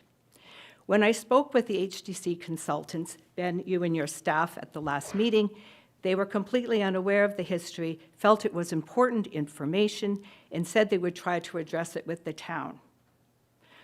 Who now owns the frontage and the brick gateways? Who is responsible to maintain them? This is really small in the bigger picture, but we strongly object to the boundary line of the HCD, which omits these 4 residences. And since that meeting, I'll refer to a meeting that will happen tomorrow night. This is the variance for number 3 Arthur Hill Drive, January 28th. Is just the beginning of what could now occur with these 4 properties in the middle of this proposed HCD, and as a result of leaving them out of it. Number 3, Arthur Hall Drive wants to build an industrial-sized garage building on the southwest corner of the property with a new driveway off Leslie Street and concrete parking across most of Leslie Street frontage. The HCD plan lists 40 pages of regulations for properties within the district, including setbacks, parking, and sightlines. Reference Ben's just recent presentation. The building proposal for number 3 is in complete contrast with these regulations. It will virtually obstruct the neighboring farmhouse, a listed property in the HDC. It will be approximately 25 by 25 and 13 feet high along Leslie Street with 2,732 square feet of concrete parking. It is also not a minor variance, as it takes the structure some 30 feet past the main structure. This is outside of this meeting and will occur tomorrow evening. Quoting bylaw, no accessory building or structure or part thereof can be located any closer to the front or exterior side of the lot than the main building. I understand that the Heritage Advisory Committee is not made aware of the variance application, as these properties are not within the HCD. Consequence. There is a big disconnect between the objectives of the HDC and the community expectations. With phrases like historic village core and a destination, the community is envisioning a community to live, work, and play in with some cachet, think Unionville. with perhaps a coffee shop, some art galleries, etc., a place to visit and stroll. But the main objective of the HDC is to protect built structures, a handful of buildings. Objectives, creating a heritage strategy. Nothing about creating a community, a place to live, work, and play and visit. It is missing the heart of any community. Historic village core is misleading because it isn't and never was a village. And there again, we come to the problem of Leslie Street, which is not at all discussed in the study, the reports, or the meetings. It is a regional road with its own future plans, 4 lanes. So it's not exactly what we think of as Unionville. For us, the HDC is about creating a community, but for you, it is about protecting structures. These are not the same thing. Sherry, you've gone over your 5 minutes, so are you going to wrap up, or do you have more to? I do have more. Can I Okay. come back after? I'm allowed to speak again, I understand, from the previous gentleman's deputation? Madam Chair, a motion to extend time for another 2 minutes? Yes. Okay, it will be Okay. longer than that, but Well- let's go for at least this report. Please, Sherry, let me address the Councillor John's motion to allow you more than 5 minutes to complete your presentation. So there is a motion on the table, and I'd like to take a vote. All those in, we need a seconder to allow Sherry to continue. Yes, thank you, Councillor Roy DeClementi. All those in favor? And that motion is moved. So we will allow you to complete your presentation. Thank you. Thank you very much. It is missing the heart of any community. Historic village is misleading because it never was a village. For us, the HDC is about creating a community, but for you is about protecting structures. These are not the same things. Where is the vision to create the village core that you keep writing about? Where is the budget and the communication with the region about dealing with Leslie Street, which is at the heart of the matter? Also, why was the HDC option 3 chosen? Because it takes in most, if not all, of the structures, even though it has no cohesive village feel. As the study notes, the entire area is a transitional study area, going from village commercial to village urban to transitional to agricultural. Option 3 takes in all except agricultural. And note, all of these terms for transitions are not factual. Budget. Council wants to pass the HDC in Q1 of 2026. The public meeting was about presenting the implementation and management. The document contains 40 pages listing requirements by property owners and 10 pages of how-to. Clearly, this is a lot of paperwork, oversight, and decision-making by the town. When asked what the budget was for implementation and ongoing management, the answer, there is none. And there was great offense taken by attending councillors, planners, and volunteers that this would even be a question. While there appears to be good intentions of councillors, planners, and volunteers, there are many gaps in the study in how to move forward, if at all. Managing the public purse is the most fundamental of civic leaders' and employees' responsibilities. The dollars for staff time throughout the departments, council time to hear and make decisions, public notices and advertising, legals, inspectors, and on and on. And what about capital expenses and working with the region to improve the Leslie streetscape? And as you add new HDCs, this will increase dramatically. A $100,000 study is the least of the dollars. Where is an accounting of what has been spent to date? And when people were asked for their approval, were they asked how, like citizens, the general public, when they were asked for their approval, were they asked how much they would be prepared to spend per household? How is this going to be managed, and at what cost to taxpayers, and what delays if the town doesn't have the resources to oversee all of this? And if I can keep going, follow-up, there was a follow-up revised draft DS 2025-34 from Committee of the Whole Council Agenda November 19th, 2023, 2 p.m., point 1.2. My responses and objections. It is positive to read that the Council will still be accepting refinements to the draft-built strategy, and also that Council directed staff to include a capital budget request within the 2025 budget to fund resources to pursue implementation of the near term, and that at the November 18th, 2025 Council meeting, allow the budget request to be considered within the 2026 business plan budget. There is the acknowledgement that in the near term, the town will require a heritage planner to lead or assist in the implementation of the Built Heritage Strategy, but as yet no dollar figures assigned to this new position. Under graphs 1.1, required resources, anticipate staff resources at 10,000 per property. Where does this figure come from? Which staff, which properties? The dollar of the properties in the HDC is flawed because of the way the Sharon Museum and Garden property and its structures are treated as multiple properties. The rest of the graph simply lists staff under resources requires, I'm almost finished, what staff, how many, for what? What about increased time from council to review applications? And what advertising and publicity costs? And what about legal costs and on? And there is still no consideration for long-term budget planning, the ongoing management of the HDC after initial implementation. 2026 is an election year for the town, and it is important that the public see what the long-term management budget of this plan is going to be. And where is the money coming from? Increased taxes or other?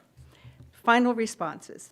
There remain a number of critical outstanding issues with the Sharon HDC study and reports on implementation and ongoing management. Also, how this will impact possible HDCs and the rest of East Gwillimbury.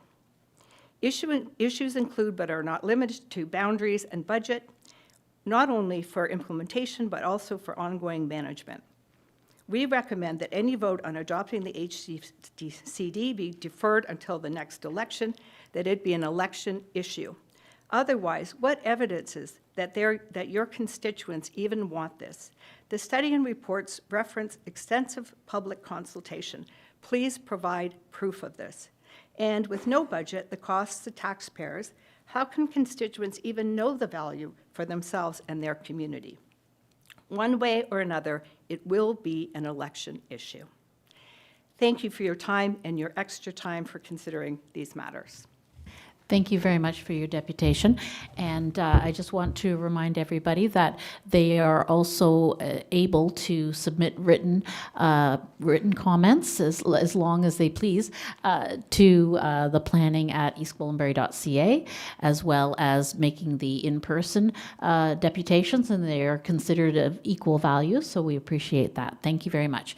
And thank you very much for starting off with your name and your address. So you did it right. And if we can ask the subsequent deputations to also follow that same format. The next person we have on the list is John Farquharson.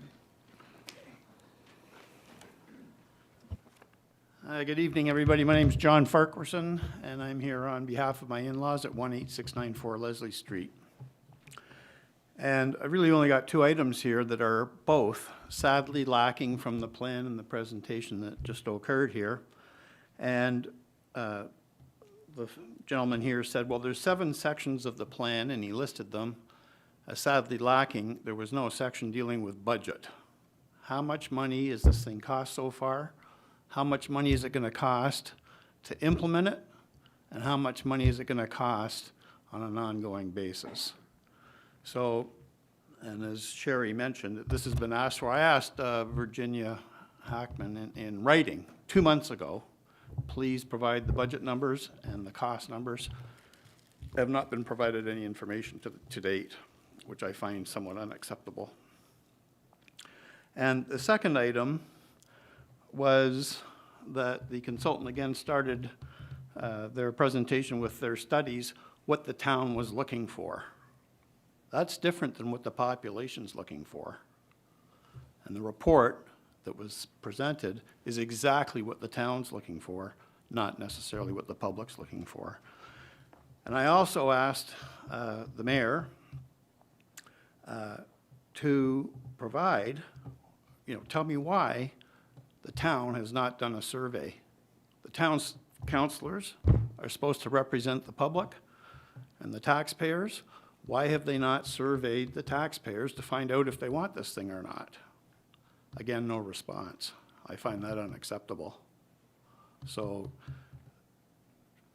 that's it for me. 2 items. Thank you, Mr. Farquharson. And And again, I invite you to, if you like, you can always submit those questions again in writing and to our planning department. And we have a new manager of the general manager of the development services, and so I'm sure that they would be happy to address those questions for you. And so, speaker number 3 is Mr. Chris Hobbs. If you'd like to step up to the lectern, please.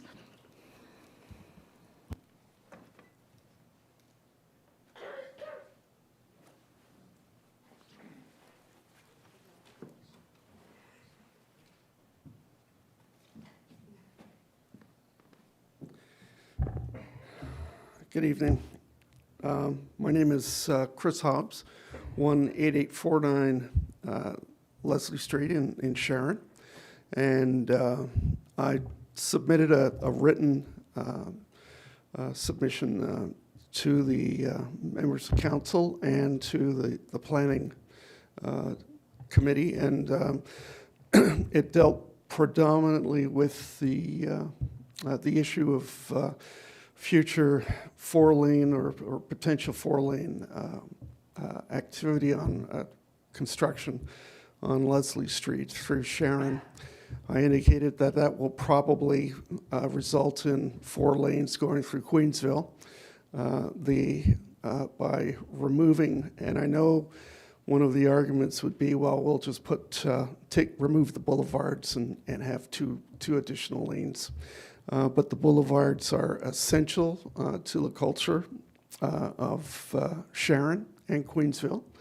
They allow for parking, and because they're the frontage between the residents, the properties, and Leslie Street without the boulevards would be too narrow and probably not even find enough room for wider sidewalks, which for a walking community requires sidewalks, which I believe should be at least 2 times double the width of the existing sidewalks to allow people to pass each other without having to step off or onto the boulevards. And so the issue of 4 lanes through Sharon would be a destruction of the village. And I suggested and recommended that the council should be working very hard with the region to convince them that Woodbine would be a much better and much less expensive and much more beneficial for the economy of East Gwillimbury than probably having to expropriate half the homes through Sharon. And I also indicated that it would not be, as I said, a simple matter of just creating additional lanes on the boulevards. Developers would probably be looking at the 4 lanes as severely restricting the type of development that they were looking at in the purchasing of most of the properties that they have done over the past 5 to 15 years. And that's it. I believe that the Heritage District is it's a necessary evil, if you want to call it that, if there are people that are not happy about it, but I think it's necessary for the salvation of the village. Otherwise, it runs the risk of being destroyed, such as King City was back in the late 60s when they went 4 lanes on Kill Street. Anyways, thank you very much. Thank you very much, Mr. Hobbs. And just another reminder that individuals can also submit written comments, and they are treated the same way as oral presentations. The 4th name on our list is Murray Lloyd.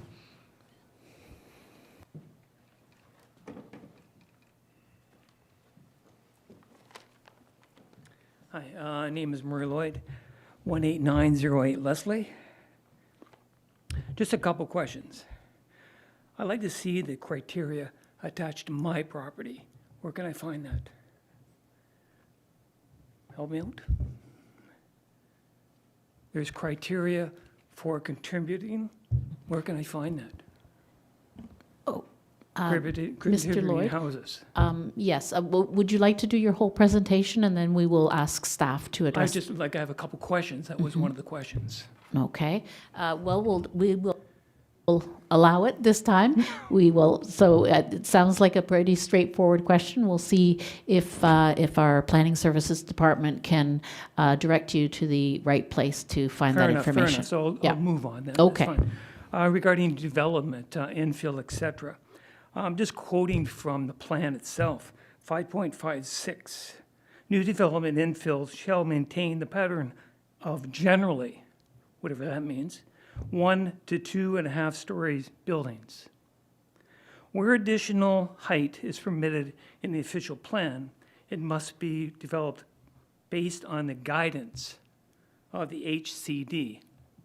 What is that? Does that mean 6 stories are now out? Does that mean every property on Leslie Street has to conform to 3 stories? Help me out. Don't know. Please continue and ask all of your questions, and we will. Right now, Yeah. you have 6-story buildings allowed on Leslie Street in Sharon. Okay? Does this supersede the official plan, the HCD? That's it, I'm done. Okay, thank you, Mr. Lloyd. So that, if you'd like to just stay there for a moment, that finishes up the pre-registered names that we have on the list. We do have, I'm going to check with our clerk if we have any virtual people joining us virtually, or if there's anyone else in the room who would now like to step forward and fill out the form with the clerk at the back and speak to this this issue. Yes, Councillor Brody Clementi. Perhaps while the clerk is doing that, there might be, I'm pretty sure that the details about the contributing properties were in the background studies, and so I'm wondering if we might recognize staff to be able to answer some of those questions now rather than waiting for another report cycle. So that and perhaps Ms. Vumvakis could speak to the authority. I know that the consultant tonight said that the Heritage Conservation District doesn't stop change or development. It just helps to shape it or give some guidance to it. So it might be, I think that's an excellent question, and I'd like to hear the answer from Yes. staff if it's available. Yes. Thank you, Madam Chair. So we don't want to put staff on the spot tonight to find exact answers, but if there is an ability for you to address some of the general questions right now, that would be helpful. And then we will ask the staff to obviously go back and we can consider a motion if necessary to come back with some information that has been raised. So do you, through you, Vumvakis, would you like to address these questions? I'm happy to answer some of them to the best of my ability. In terms of the official plan and zoning bylaw, the official plan and zoning bylaw do take priority. So if the zoning bylaw allows for up to 6 stories, the Heritage Conservation District and any of the properties within it, they don't freeze development. They provide guidance to development. So if there's permissions, they don't override those permissions, but they're used in the evaluation and guidance of how that development should occur. So I hope that answers that question for you. So all they have to, sorry, can I say something? Yes, yes. So they just have to dress it up, the 6 stories, to make it appear heritage? I'm not going to say dress it up. That would not be language that I would use. I would say it has to contribute and appreciate and deal with the guidelines that are in the HCD. So the HCD is really a way of managing change in an area that has been identified as a heritage conservation district. I can cite, there are numerous buildings across Ontario where there may be 1 or 2 story existing building, but somebody comes along and wants to add to that. And that may be 2, 3, 4, 5, 6. That doesn't take away from the ability if the zoning is permitting it, but it guides how the development would look and how it fits into the surrounding community. Thank you. Thank you very much, Mr. Lloyd. I've been informed by the clerk that there's no one on watching virtually who would like to participate, but we have another name added to the list here, Natalie Mann, if you'd like to come forward and make a deputation. Thank you. Hello, good evening, everyone. Natalie Mann is my name. I live at 18885 Leslie Street, and I have just so many mixed feelings about this whole topic. Living on Leslie Street, lots of conflicting ideas come through when I hear various people speaking, and what I don't understand, and what I'm wondering if maybe Benzer, you could maybe clarify. When we're talking about the Heritage Conservation District and trying to, manage growth and manage how things are done, what I can't fully understand is how, I just put a generator in my home. It had to go in a particular spot, which was just in the front. It is actually, you can see it from the front. I picked a great spot where I thought it could get access to the gas line, and that might require a permit. If it weren't done already, if it were moving forward in the district, it might require a permit. But yet, like a non-contributing house you mentioned could have a purple roof. So when we have these contributing homes and not contributing homes, the fact that a contributing home would have, stricter guidelines, whereas a non-contributing home could have the purple roof. That just seems insane to me. That how does that keep the district looking the way it's supposed to look, or have the feel that it's supposed to feel, if this is the way it's managed? Like, the purple roof could be allowed, but the generator would need a permit. So I have so many questions about how this is going to be managed, and who makes those decisions, and how many hoops would I have to go through to get my generator where I like it, where it's economical for me to hook up to the gas line, but yet I look across and see my non-contributing member have a purple roof. So I know I'm being a little picky in that comment, but that's sort of how I wonder how the management goes. How does it go when that seems absurd, and my generator isn't absurd, but somehow both would be equally true? Does that make sense? So I don't know if that's really something to comment on, but it comes down to the management and who makes these decisions, and how do we get through this. And I want to be able to have my generator, right? And I don't want to have to be told I couldn't have it and then see my neighbor with a purple roof. Thank you very much for those comments and your questions. I am noting that in the resolution, it does address that the comments that we have received and the questions that have been asked will be taken back by the Development Services Planning Branch, and they will be presenting a comprehensive report to a future council meeting. So your questions will be followed up on.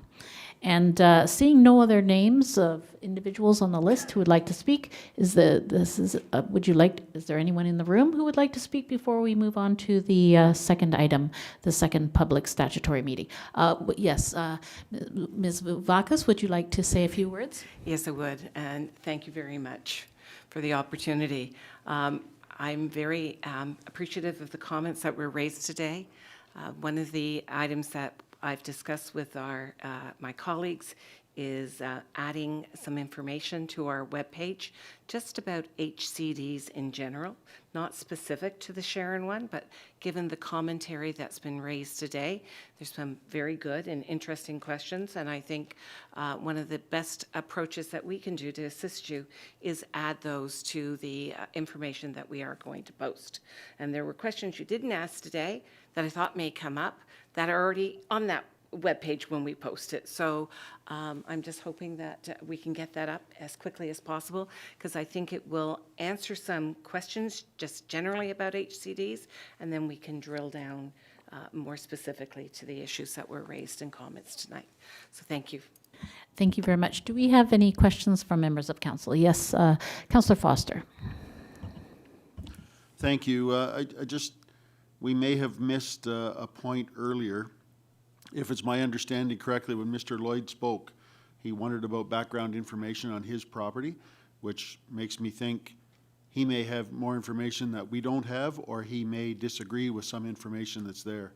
Can we commit to having someone reach out to Mr. Lloyd to kind of let him know where that information is to satisfy his mind and ours? Through the chair, yes, we welcome that. Any other questions from members of council? Yes, Councillor Johns. Yeah, thanks. Through you, Madam Chair. Given that it's a statutory meeting and, the public's remarks are recorded and it's an opportunity for us to record remarks, I just wanted to comment.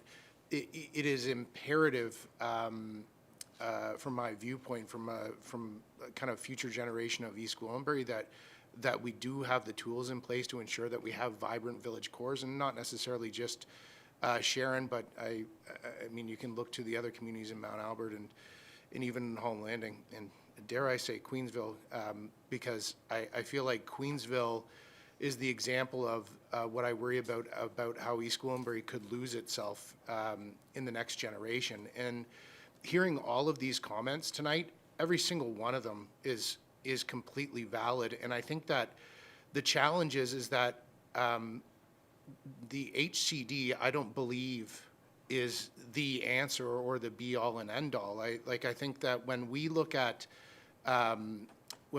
Leslie Street now, I think that we all know that house that got built, and everybody in the community says, well, how does that house get built? Well, there's no rules in place. And if you say, well, how does that house get built? The reality is it's somebody's private property and they built the house and it's allowed. So what rules and guardrails do need to be put in place to ensure that we don't lose ourselves? So HCD 1, I mean, for other vibrant village cores, you could look at supporting business improvement areas with support on interest-free loans and even freezing property taxes. And I think that even looking at design guidelines so you don't get a purple roof next to somebody who has to get a permit for a generator. So I wanted to go on the record to say that I don't know that the HCD is the complete answer, but it is with a shadow of, it was beyond a shadow of a doubt that if we don't begin to lead with looking at the different tools that we can implement as a municipality, then I believe that we are going to lose ourselves, lose our character, and lose our values of our community that we need to ensure that we can protect to make sure that East Gwillimbury remains what we know it is today as it evolves. And I think the tool, there's different tools to help managing change, and while this one may not be perfect, I think it's one that we should be exploring together with the community. Like, I don't believe that anybody should feel that they have any questions that are unanswered. All questions should be on the table, and we should be able to answer all questions. And so those are my comments. Thanks, Madam Chair. Thank you. Councillor Roy DiClemente, did you have a question? Thank you. Not so much a question as an additional comment. One of the things that we have been talking about as we've worked through this process, and I support Councillor John's comments wholeheartedly. This is only one tool in our tool chest, and we have to use every tool we have at our disposal because the pressures are great on our community, and if there are things that we can employ to address those pressures and help control how our community changes and grows, then absolutely. I'm absolutely in support of that, and you know, it's been well documented that I have been very supportive of this initiative for years. So one of the things that I've brought up a couple of times, I know we've talked about it a little bit during the times that we've discussed it, was that the people who are contributing properties who are located in a heritage district, they're stewards and caretakers of our heritage and of that character. And I feel strongly that those people should have some financial support, that a financial incentive program be implemented as part of the HCD, whether it is a grant program or whether it is a discount on the municipal portion of the property taxes. I feel strongly that that should be part and parcel. So some of the questions today have been, you know, about the financial implications. I'd like to see that incorporated into the final draft as part of those rules and regulations, so that there is a recognition for those property owners and stakeholders that they are supported by us in their work in maintaining their properties as beautiful as they are. And I don't know, through you, Madam Chair, if there needs to be an additional resolution to that, or if it's simply another comment that's made as part of the public meeting. Thank you for that. And we've had one last-minute addition to the list. Mr. Andrew Boyd, if you would like to come to the lectern and share with us your comments. Thank you. Thank you very much, Madam Speaker and councillors and neighbours. I'm usually more prepared to talk, but I think I'm going to reiterate and also introduce a couple ideas. But I live at 18817 Leslie Street. It's a notable house because I live there. And because it has 6 qualities that are designated within the Heritage District. Again, I don't know who determines that, but I've read them, and I'm very house proud. I'm a steward of a 172-year-old house. And I know I'm just a person passing through that house, and I want the next person to experience it the way I have. However, with an heritage district as being proposed, the onus is on me, as it always has been. But I feel that the freedoms that are there are going to be limited in spite of what is being spoken about. I've often threatened my wife that I will paint the house pink when East Gwillimbury Council crosses me. It's happened, but I haven't painted it pink yet. I really am, like, I'll do what I can to maintain my house because of the pride I have in it.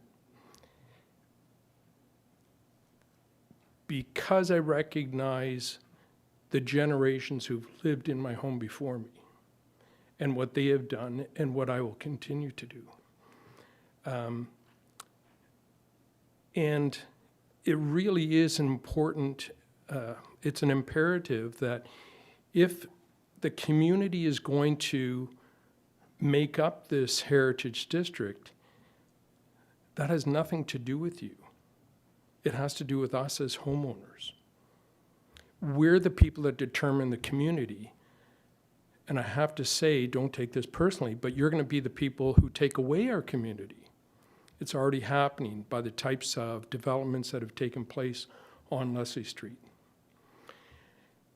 So you want me to take care of my home so that Sharon has a heritage district, but you're not willing to support us as a community. We've had so many plans change over the years. The town plan has remarkably changed.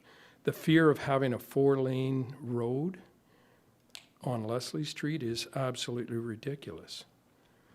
I'll have 12 feet between myself, I'll have 16 feet between myself and the outside lane.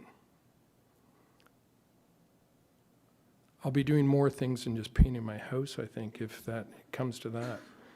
I'm not a violent person.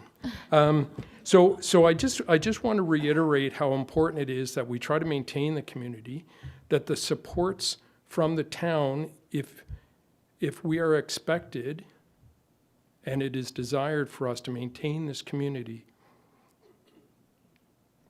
that it has to come in some other means as well. And we've mentioned financial or taxation. It's not an easy business, but it's in maintaining the house. We all know that in this room. But it's something that we are proud to do because we live in those homes. And I think I'll just stop there. Thank you very much, Mr. Thank Boyd. you. So in response to my fellow councillors' comments and suggestions, I also had one last question, comment, because this process has been very long, And it started in previous terms of council, perhaps as far back as 2 or 3 previous terms of council to today's council. And it was my understanding from my research and from the reading that I have done was that was there some sort of arrangement made back in the day with York Region, who has control over Leslie Street, when prior to the building of the construction of Morel Boulevard?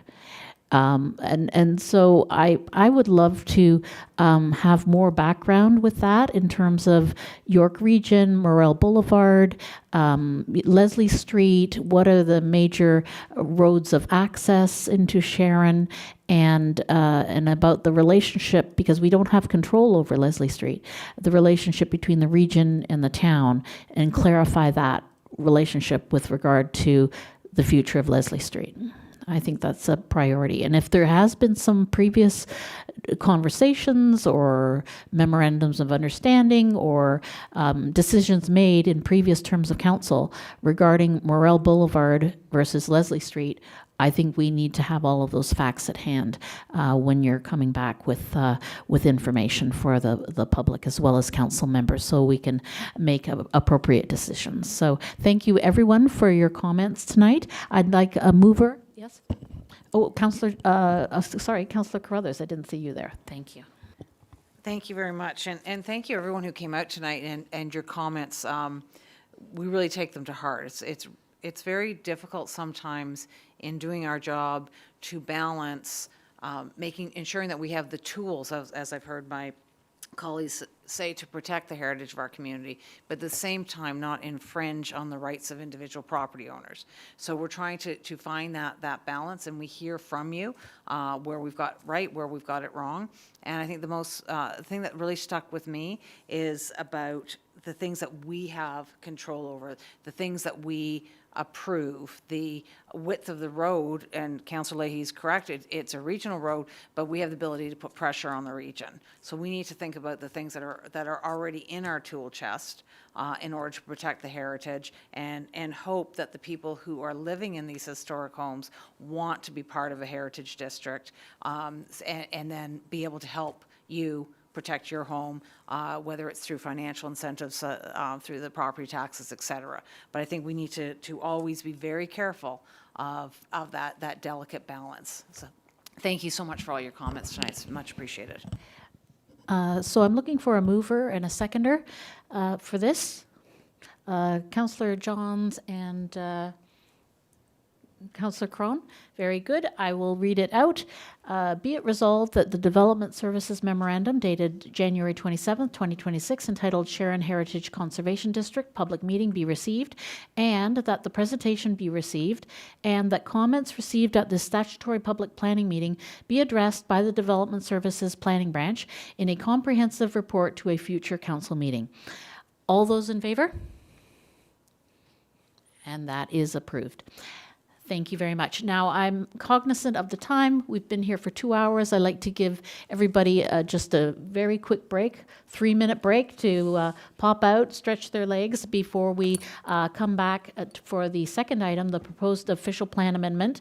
And so at 8 o'clock, we'll start up again for the second public statutory meeting. Thank you very much.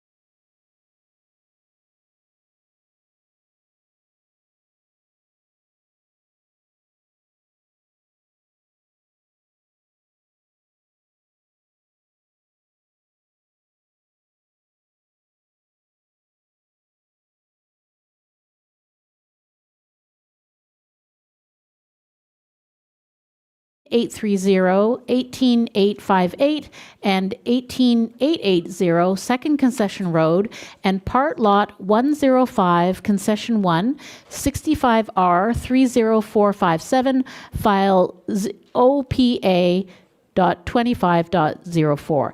So we are going to start off with an introduction by General Manager of Development Services, Ms. Carrie Vumvakis.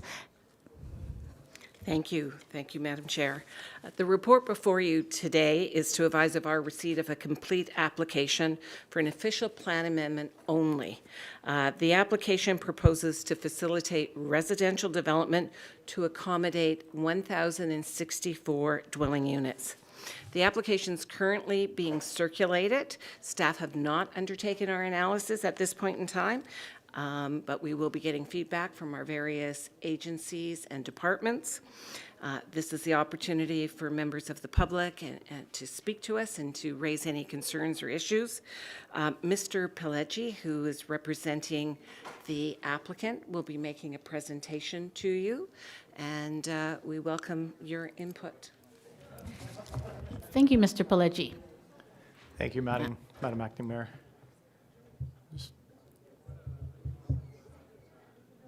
Is the presentation going to come up? While you're pulling that up,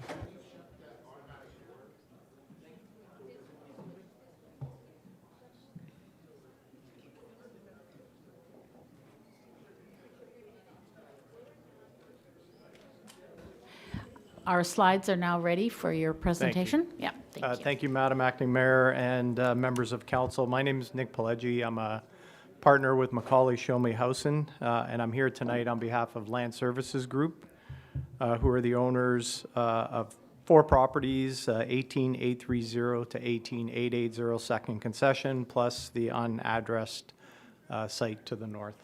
Next slide, please. So as I mentioned, the parcel is made up of 4 separate properties. They are located on the west side of Second Concession, north of Green Lane and south of Mount Albert Road. They're just north of the Valley Trail subdivision, which has a number of estate homes on it in the community of Holland Landing. Next slide, please. So in front of you is the concept plan. I'll just go through some of the elements related to it. So just starting sort of at the north end, there is a public road, almost a ring road type road, that goes in through to the back of the site and then back down to the south. Some of the other elements of the plan include a number of private roads that go north-south and east-west through the site, and a central park, a large central park in the middle, and a stormwater management facility at the rear. Starting at Second Concession, the proposal includes 3 8-story apartment buildings. So you can see those stacked along Second Concession. And then the built form basically gradually goes down as you go further to the rear. So in behind the 8-story buildings are proposed back-to-back stacked townhouses, and then townhouse lane product sort of on the inside of the ring road at the rear, and then semi-detached product along the rear and the southwest. The 8-story buildings would include underground parking. Some of the other elements also have 1 level of underground parking. As I mentioned, there's a central park that sort of anchors the entire development. Next slide, please. In terms of the official plan, the lands are currently designated for low-density residential and environmental protection. You can see at the bottom, 18830 is actually designated in your official plan as agricultural and long-term growth area. The proposal includes refining the EP area, the environmental protection area. That's based on some site-specific studies. I believe it actually includes an increase in the amount of lands that are designated environmental protection.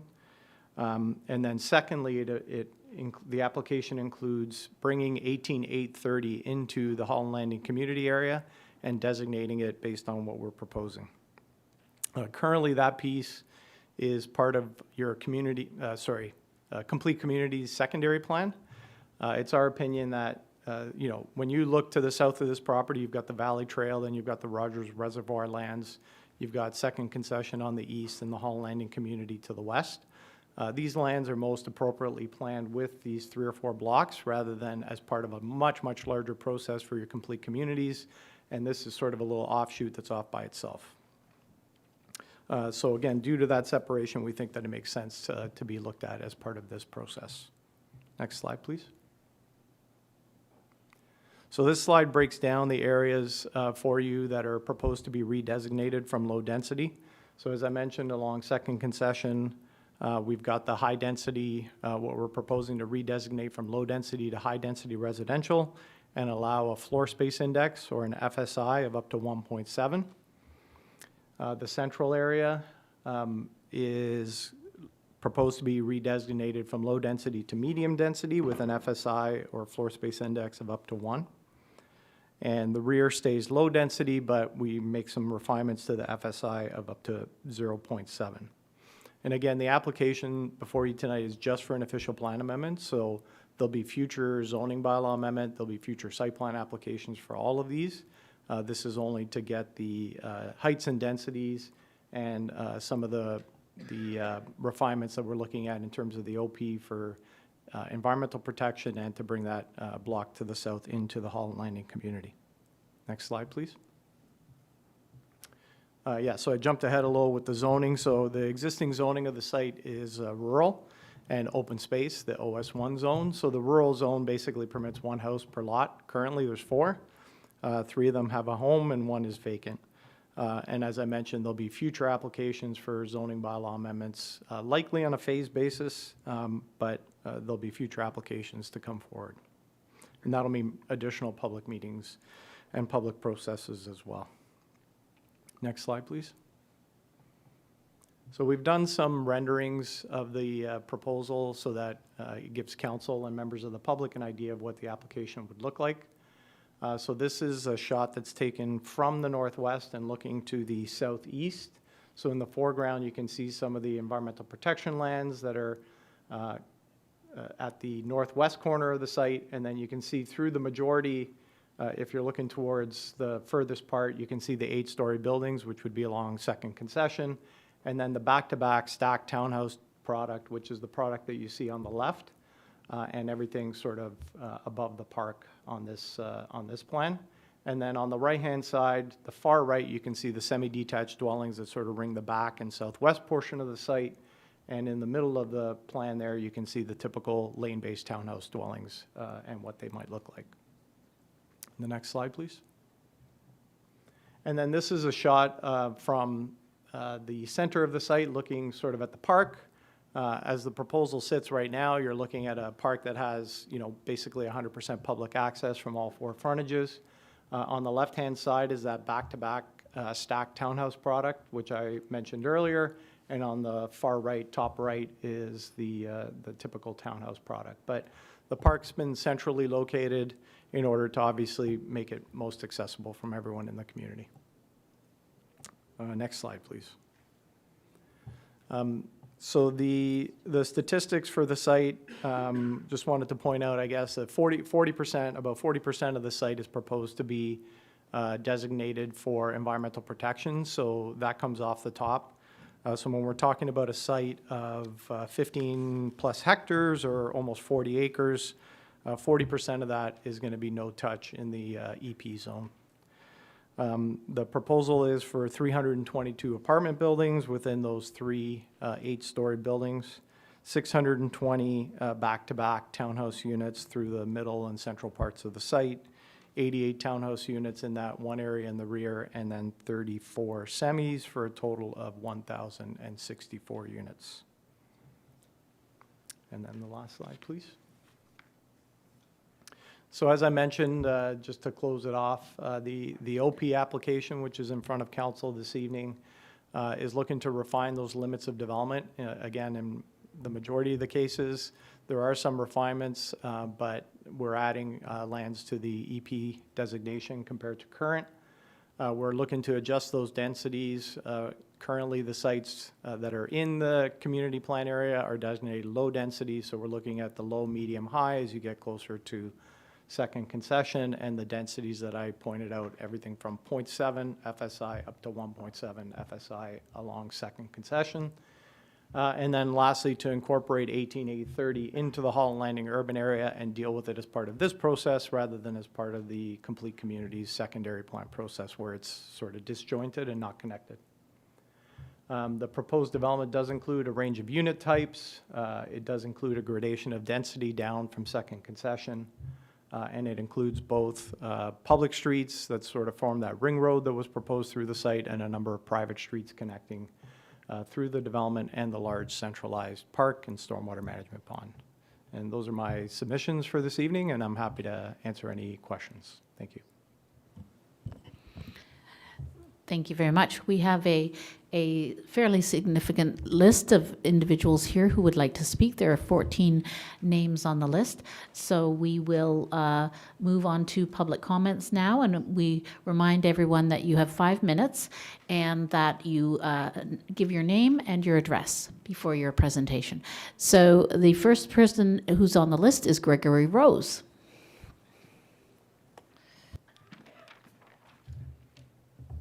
Good evening, members of council, member of the public. My name is Greg Rose. I am a resident at 15 Valley Trail.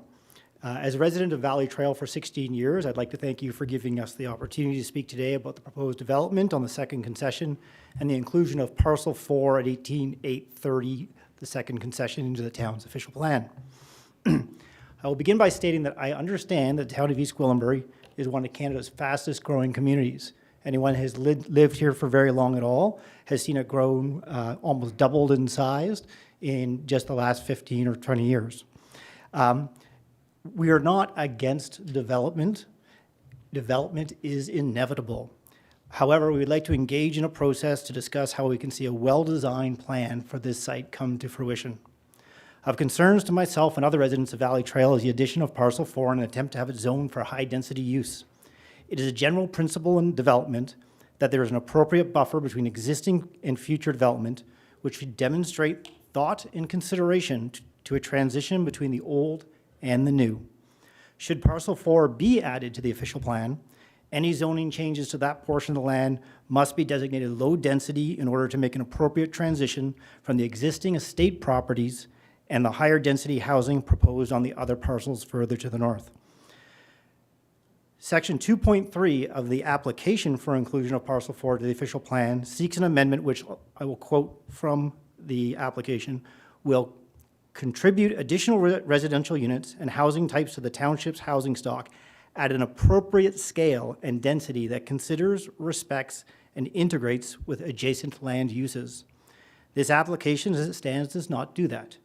Townhomes, stacks, and high-density apartments are not an appropriate transition from estate properties and the organic farm across the road. All parcels discussed in this application are not appropriate for high-density development. There is no urban infrastructure or amenities of any kind to support high-density growth in this area. There are no apartments of this scale anywhere in East Gwillimbury. The closest apartments anywhere near this scale are on Davis Drive, which is a much denser urban center, and the Green Lane corridor is a much more appropriate location for this kind of high-density development and is already designated such in the town's official plan. 1,000 units would house approximately 3,000 people, which is about 8% of the entire current population of East Gwillimbury. That is an enormous population to stick in this one location. We recognize development in East Gwillimbury is inevitable. We want appropriate and well-considered development in this location, and we do not believe this plan as it stands meets that standard. Transit and other links are non-existent. This property, I've always said, lies very, very isolated between Holland Landing, Sharon, and Newmarket. We are literally in the middle of nowhere. There is no connection to anything.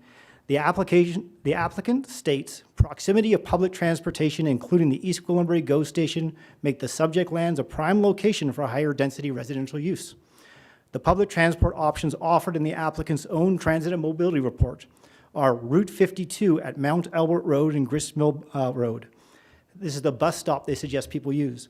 That is the closest transit link, which is a 1.7-kilometer walk.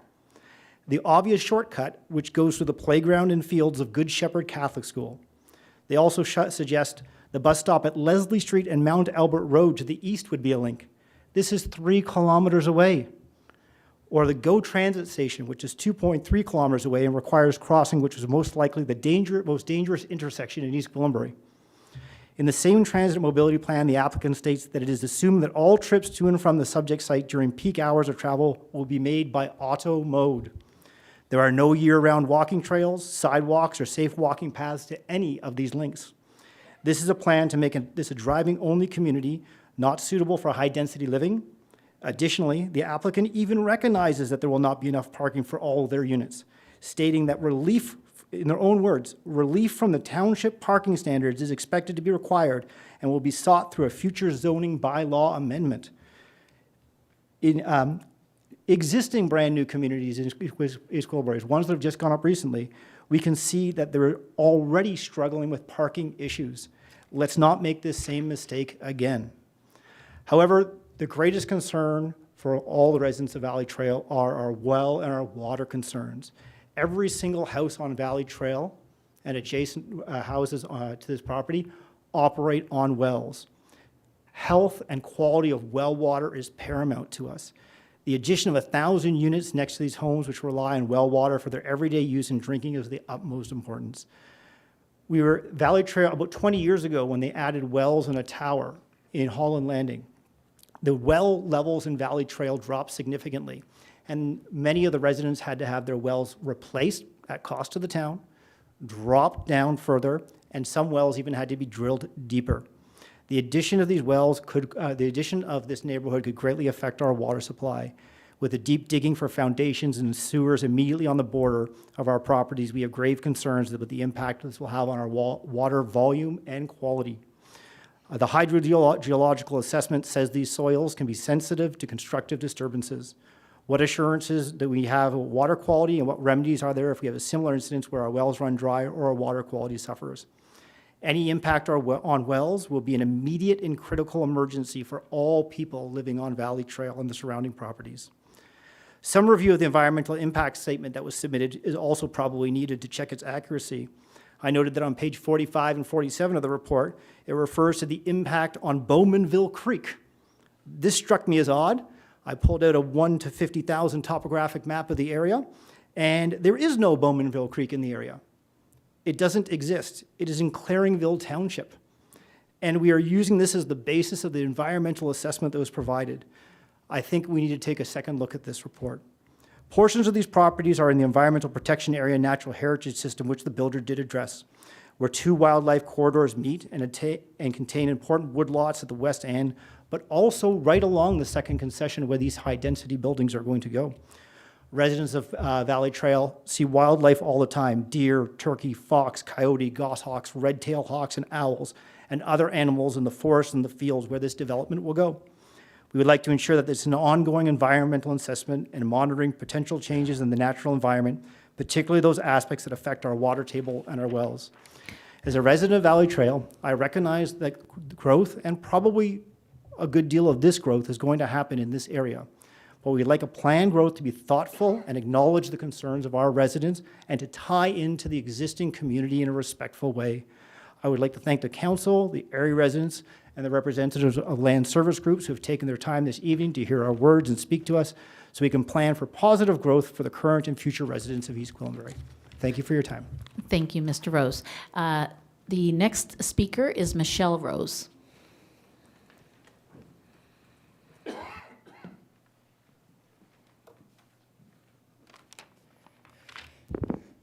Good evening, Madam Chair and members of council. Thank you for the opportunity to speak. My name is Michelle Rose. I live at 15 Valley Trail, and I've been there for over 16 years. I want to express my full support for the Valley Trail resident who spoke before me. Their concerns reflect my own, and I stand with them in urging council to carefully consider the impacts of this proposal. While I am not opposed to growth, the development proposed for second concession beside Valley Trail does not align with the town's strategic priorities of building complete communities and protecting the environment. First, I believe the proposal does not support the complete community.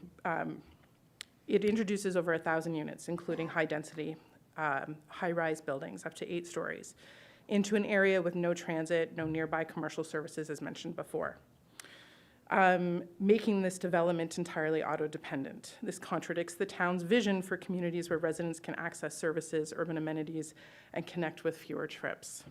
I don't see this as a step in the right direction. The proposal also creates abrupt transition from the high-density buildings to the existing low-density homes on Valley Trail. As mentioned in the presentation, that transition is going from east to west with no consideration of the estate homes on Valley Trail. Responsible planning should include buffering and gradual height transitions. This must be adequately included in the revisions to the development plan. Second, I believe the proposal conflicts with the town's environmental stewardship goals. The plan requires altering, or as it said in the proposal, the environmental protection areas, the EPAs, within the sensitive Lake Simcoe watershed. The environmental impact statement confirms that the site borders wetlands and natural heritage features. The Conservation Authority identifies it as an ecologically significant groundwater recharge area, supporting key wetlands such as Rogers Reservoir Conservation Area. Therefore, EPAs should be protected, and according to the presentation, they will be, but also increased as buffers to this construction and as a buffer to Valley Trail, in support of us and also the sensitivity of the area.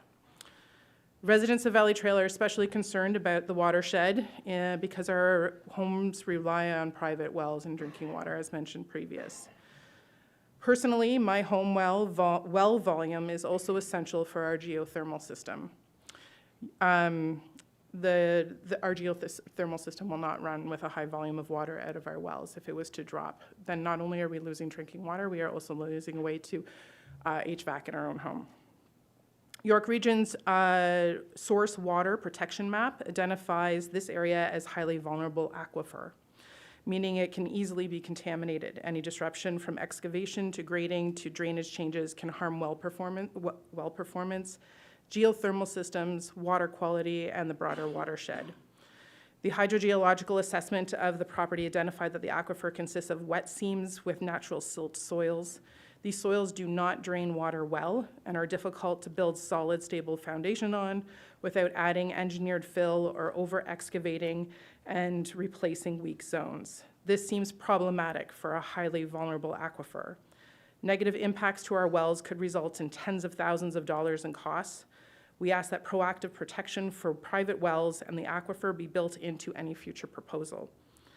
In closing, this development does not align with the town's priorities for complete communities and environmental stewardship.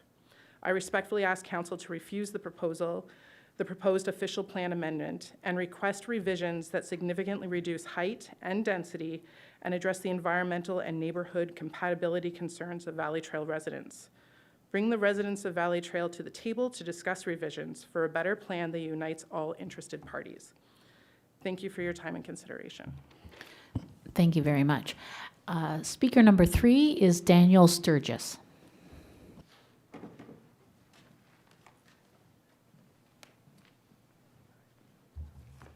Thank you very much.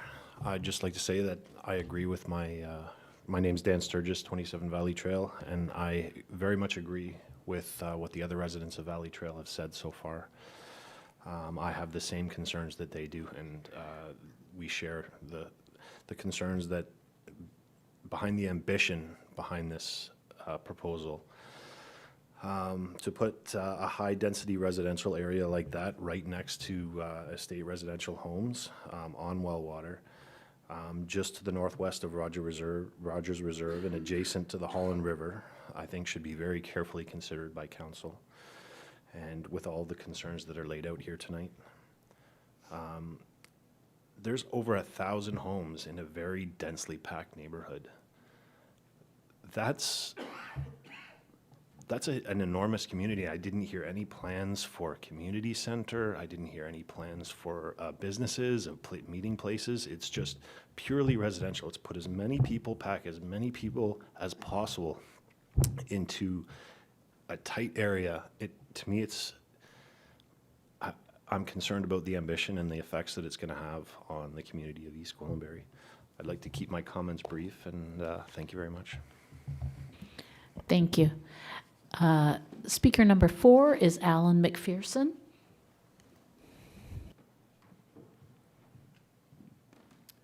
Good evening, Chair and members of Council. My name is Alan McPherson. I'm at 12 Valley Trail. I'm speaking on behalf of my wife, Wendy McPherson, and the additional residents of Valley Trail regarding this proposed official plan amendment at 2nd Concession Road. We are not opposed to growth, and we understand that it will take place, but growth must be in the right place at the right scale with the right infrastructure, and this proposal doesn't meet those tests.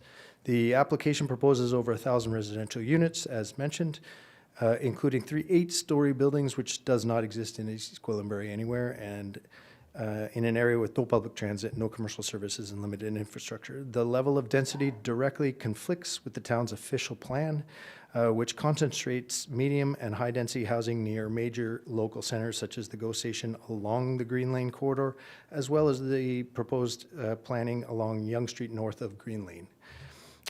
Valley Trail neighborhood is not one of those centers. The proposal also seeks to expand the settlement boundary to include Parcel 4 land that was intentionally excluded from previous secondary plans. There's been no demonstrated need for this expansion, and approving it would set a troubling precedent for ad hoc growth outside the established planning frameworks. There are also serious infrastructure and environmental concerns. As previously mentioned, Valley Trail residents rely entirely on private wells, which have already been impacted by previous infrastructure projects, and we have ongoing concerns about maintaining safe well water quality. The area sits on a high water table, and many of our sump pumps run regularly, so any disruption to groundwater patterns could increase the risk of basement flooding or property damage to our homes. Additionally, the location of many of the properties, including some of those with swimming pools to the rear of the fence line, means that any mid-rise development would significantly erode backyard privacy. This would directly and permanently affect how owners can use and enjoy their properties and respect their own privacy. Finally, this proposal would place mid-rise, high-density buildings directly against established estate residential properties, the environmentally protected lands, creating an abrupt and incompatible transition that contradicts best planning practices and threatens the natural heritage system. Summary, this proposal prioritizes density over good planning. We respectfully ask Council to refuse the official plan amendment and require major revisions, including the removal of high-density uses and exclusion of Parcel 4. Thank you. Thank you very much. So we've had a few individuals on the list drop out now, and one of whom has submitted a letter instead because they could not participate in this evening's meeting. And so I'd like to remind everybody you are welcome to submit your comments in writing to the Planning Department, and they are considered equal in value as to the in-person presentations. So the next person on the list is Debbie Conselman.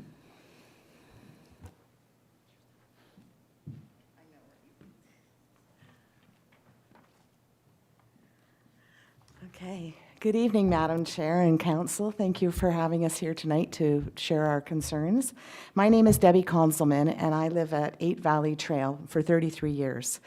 Like my colleagues or my neighbors before me, we fully support all of the comments that we're all making. We've had lots of discussion, and we are very well aligned in that. In addition to living in EG for many years, my business has also been in EG for 50 years. And in my experience, the East Gwillimbury Council has always taken a lot of responsibility in its approach to development. Some of the major centers that have been identified is the Queensville, whether right or wrong, it's been identified, the Green Lane corridor with the GO station and the commercial center at Green Lane, identified as the hubs of where the growth is going to be. None of these align with the proposal that's been submitted. I have many concerns, but I'm going to limit them to 3 for tonight. The first is the density. As per the application, lots 1, 2, and 3 were originally approved on the official plan as low-density housing. I believe there was very little opposition, as it seemed reasonable from a development and growth perspective. The request has been submitted to change what has been approved to a much higher density and has added parcel 4. The application states that this will contribute additional residents and housing types to the township's housing stock at an appropriate scale and density that considers, respects, and integrates with adjacent land uses. This has already been said, but general principles in development require the appropriate buffer between existing and future developments, and which demonstrates thought and consideration to transition between density types. This application represents an abrupt and incompatible transition from the low-density homes on Valley Trail, especially given the topography of this area. The densities proposed in this application far exceed anything else any other development in East Gwillimbury. If you consider the census statistics for any towns around us, it is clear that this density proposed is inappropriate. The development suggests 1,064 units over a 0.16 square kilometer area. That is the equivalent of 20,000 people per square kilometer. The two most recent developments near us have densities of approximately 7,500 and 4,000 people per square kilometer. All of these are significantly less than the 20,000 proposed for these sites.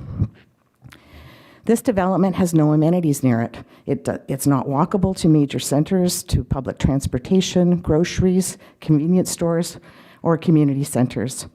Cars would be required. If you live here, the application states they know there won't be enough parking for the units that they're planning, but just go ahead with the approval and they'll figure it out afterwards and ask for permission not to meet the standards that are required.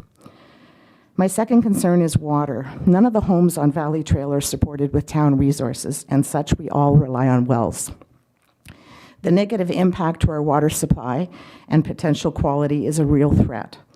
The infrastructure that will need to be done to accommodate medium and high density is aggressive and invasive. The residents on Valley Trail have lived through the impact of development historically, and all of our wells needed to be assessed, re-drilled, or pumps dropped. All at the expense of the town. In addition to the drinking water, there are several homes on our street that have geothermal heating.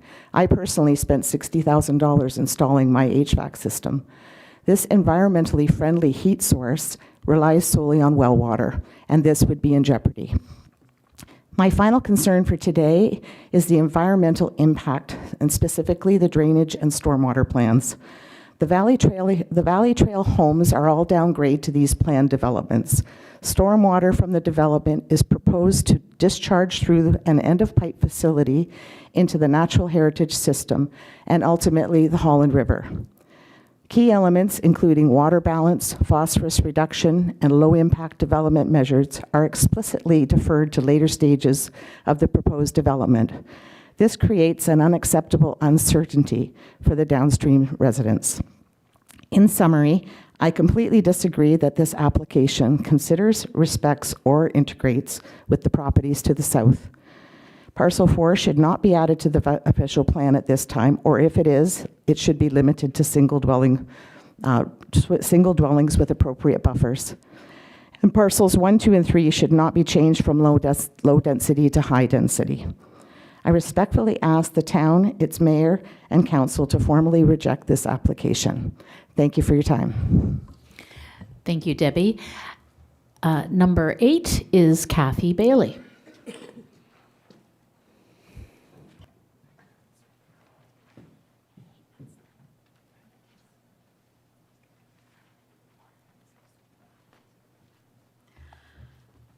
Good evening, Madam Chair, members of, I'm Kathy Bailey. My address is 24 Valley Trail. Good evening, Madam Chair, members of the Town Council, and members of the public. I'd like to begin by expressing my full support for statements made by my fellow residents on Valley Trail. I fully agree with them. I'm deeply concerned about the adverse effects of the proposed development behind me regarding the many wildlife I've seen over the many years. I'm located on the north corner of the cul-de-sac with the back portion consisting of mature coniferous and mixed forests. Also directly behind my lot is a pond where the fox, coyote, wood ducks, and other wildlife frequent over the past 39 years. I don't know if the pond is natural or if it was built, but it's been there for, as I say, for 39 years. For instance, the wildlife, the fox, there's a den at the back of this property behind us. It's been there since before we moved in. We know that it's still there because we see the tracks in the snow every winter. It's amazing as their lifespan in the wild is only 3 to 6 years, but the dens are generational. They're handed down from one fox to the other. The fox help control the environment with rodent populations by feeding on the mice, voles, rabbits, and the fruits, the insects, and the berries. The other wildlife that is extremely interesting is the northern goshawks. Although they're frequent in northern Ontario, they're extremely rare in southern Ontario. They have arrived in the back of our property and nested there over the last several years. We see them perched on the railing of our deck, teaching their young to fly. They are a migratory bird. They're extremely secretive. They're silent. They're hard to locate. They are a rare raptor, as the populations have had a dramatic decline due to the urban expansion in southern Ontario. They're protected under the Fish and Wildlife Conservation Act of 1997 due to their sensitivity to disturbance, extreme sensitivity to any disturbance. And they're also protected under the Ontario Regulation 668/98. Northern goshawks are, as I say, especially protected in Ontario. They're also covered under the Federal Migrant Act. We also have wild turkeys in our backyards. They're there every spring, every fall, unfortunately for them, pecking their way through our backyard, up the property daily.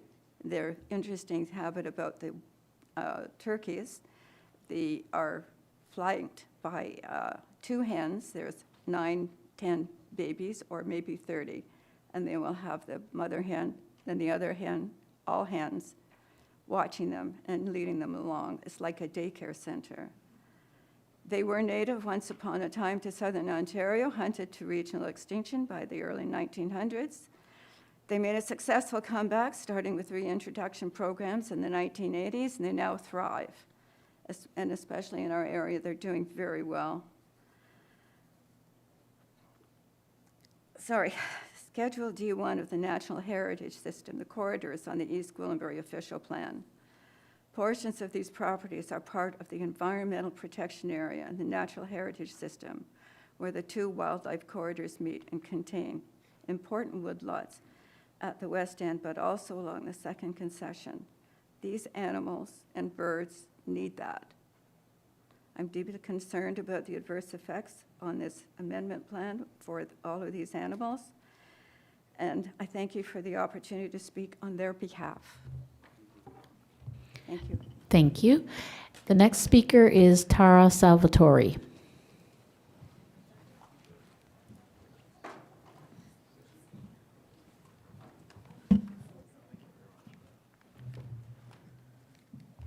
Hello, I am Tara Salvatore. I live at 7 Valley Trail. I've been there about 16 years. I express full support for the points made by my neighbors who presented before me. Please put it on record that I agree with them, and their concerns reflect mine as well. The town wisely issued a moratorium until 2029 for the 4th parcel 18830 second concession. I think this should be held as is, at the very least. A new application would follow. Proper procedures, not an amendment. Also, there should be a treed buffer between Valley Trail and the new development. It is reasonable to allocate low-density housing behind this buffer if the developer and your thoughts are intent on medium to high. We wish that to be pushed to the north, preferably a maximum of 4 stories as opposed to 8, which would be more consistent with other new development. There was a mention of the size, which I agree with. I had a calculation of more like 4,000 people, which is 10% in a concentrated area. I disagree with that. I think it's silly, and I think most homeowners anywhere in East Gwillimbury would agree. I am extremely concerned about my well water. Will the increase in population affect the level and safety of my water? Is there a plan to drill new wells if needed? Who will be testing for contaminants and levels? Is there a contingency fund? If the town has to drill new wells or connect us to the town water, I wish to know about it, and I'm sure we all would like to have a preparedness guide available, as it is a stressful feeling not knowing if our water is safe and available. We can't live without it, so we don't want this addressed at the time it happens. A plan needs to be ready beforehand for prevention of such a situation. Regarding the sewage smell, the pumping station already releases noxious gases which affect the enjoyment of our homes and walking trails. An increase in homes will make it worse. Can the pumping station handle the increased load? As for the environmental impact, the housing is close to the Rogers Reservoir Conservation Area. It needs to be protected, as we already lost numerous wild turkeys, hawks, owls, and deer when the bridge was redone. Turns out they might have gone to my neighbors, but I haven't seen them in a while. There's a pond behind one of the, at the back of the parcel 4, so I also feel that there should be another assessment completed. And that's about it. So thank you for hearing my concerns. Thank you, Tara. The next speaker is Munzio Salvatore.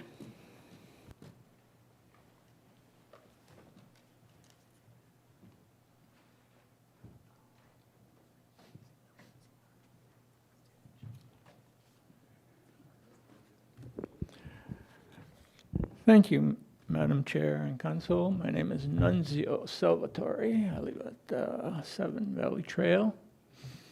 And I agree with everything that you've heard. Okay, we are very emotional. Okay, I think I'm going to change my speech to the way I feel. Okay, I retired as a firefighter from Toronto. I spent 32 years fighting there, all over Toronto. Some of the worst parts of Toronto are just like the picture I saw. Okay? They were the worst part of Toronto. And we live in heaven. Me, my wife, and my neighbors, we are in heaven. Okay? We had a fawn at the beginning of the winter,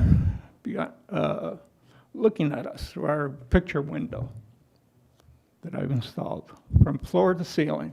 And there she was, 5 months old. And she looked at us with the most beautiful eyes you'll ever see on earth. She stood there looking at us for about 5 to 10 minutes. I couldn't believe my eyes. Anyway, please, do take care of our world as we see it. I thank you for your time. Thank you. We appreciate your comments, Munzio. And the next speaker is Jean Fleming.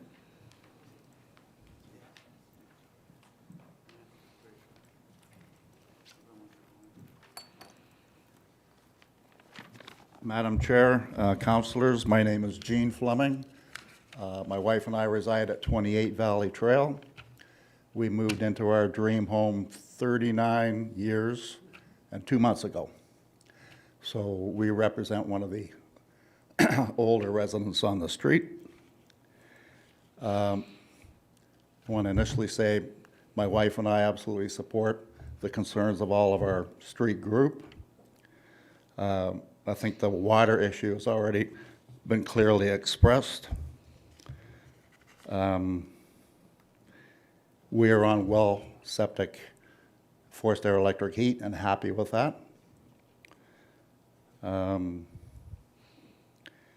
street was perfect for us. Dead-end cul-de-sac, trees, wildlife, large lot, nice and quiet. Raised our family. We were here before this building was built, when the Sharon Arena was a one-slab community, one-sheet arena, very cold. We were here when Vince's was a small building on the west side of Leslie Street. Look at it now. We were here when Rogers Reservoir had water. You could take a shovel and your kids and go for a skate in the wintertime. Now it's full of weeds and that purple leaf strife. We were here when Green Lane was a use at your own risk dirt road full of potholes, single lane bridge, and the actual road was about 1.5 lanes. And like I said, use at your own risk. Can you imagine what Davis Drive and Mount Albert Road would be like now if Green Lane had not been improved? We were here before the GO station, and frankly, I think it's in a perfect spot right next to the rail track, obviously. We were here before the new bridge on the second concession, which is pretty much a highway now. Before that bridge was built, there was a natural hump over the rail track, which kind of controlled the speed, because if you were going too fast, you went airborne. Occasional radar on the second concession helps, but it's not very consistent. So, among other points, my wife and I are not resistant to change. I mean, we understand that communities have to grow. Like I said, Valley Trail has been just a wonderful neighborhood. We've had people come and go, obviously, but we've all gotten along. It's just been fantastic.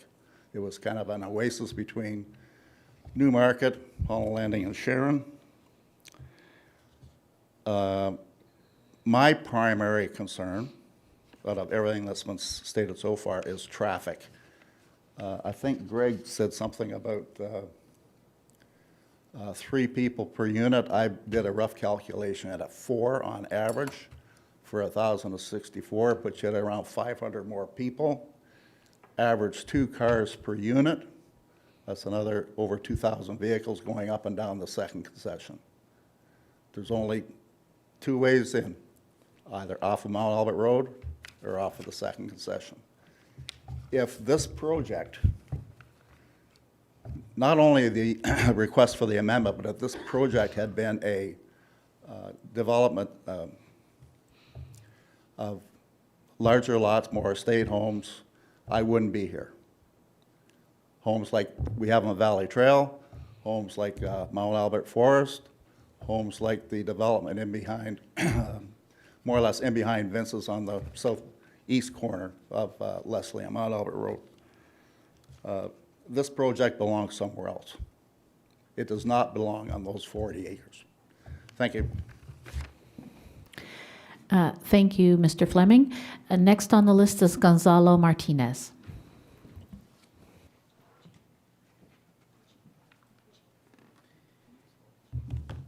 Thank you, Madam Chair and members of Council.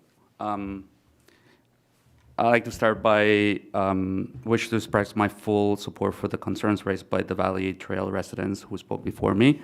Their concerns reflect my own. While we understand that the lands north of Valley Trail will eventually be developed, the proposal as currently presented feels out of place and takes and raises significant concerns for our community, as you've heard. Many of those concerns are here on this document that was to present to you guys today, so I'm not going to get into a great level of detail, but I'll just list them. Obviously, the main concern that everyone shares is the risk to our private wells. We all obviously rely on them and are very concerned about the possibility of having negative impact given this development. Jean just mentioned another one that is incredibly important to me. I have 2 small children, and we often use the trails, and we walk down Valley Trail into second concession, and as Jean put it, it's like a highway. It's outrageous for me to think that this development that's being proposed doesn't take into consideration traffic lights or any of those things. I feel like it's important that those need to be considered. that sort of falls into my next point, which is, there is insufficient supporting infrastructure currently in the area where this development is being proposed, which I think it needs to be something that has to be considered as you review this application. And obviously, the last one that I'll mention is the high-density, high-rise buildings that are being proposed. They're completely out of place. Given all these concerns, I respectfully urge Council to carefully evaluate whether this proposal is appropriate in its current form. It is essentially that any decision fully considers long-term impacts for our community and its well-being as a whole. And in closing, I'll just refer back to the previous group that had discussions related to the Sharon, our neighbors. I was very encouraged by the comments that you guys made in terms of understanding and being open to listening to the concerns that they had. You've heard our concerns. Our concerns are very valid, and I'm hopeful that, given your comments to the previous group, that you will entertain our concerns and consider them as you review this application. Thank you. Thank you, Mr. Martinez. We have someone joining us virtually. The next speaker, Fawad Mushfek. Is he available? Do we have a connection with Mr. Mushfek? Yes, thanks, Madam Chair and council members. Very good. Fawad Mushfek, the resident owner of 20 Valley Trail. I'll be speaking on behalf of my family and my wife. I don't want to repeat all of the concerns that have been raised by my fellow neighbors. Being the newest member of the family on the Valley Trail, I had a dream to come live in a street like that. I came from the high-density city of Richmond Hill, so it was a dream for me to come to Valley Trail and give my kids the opportunity to live in such neighborhood. So I support and echo all the concerns that was raised by my fellow neighbors.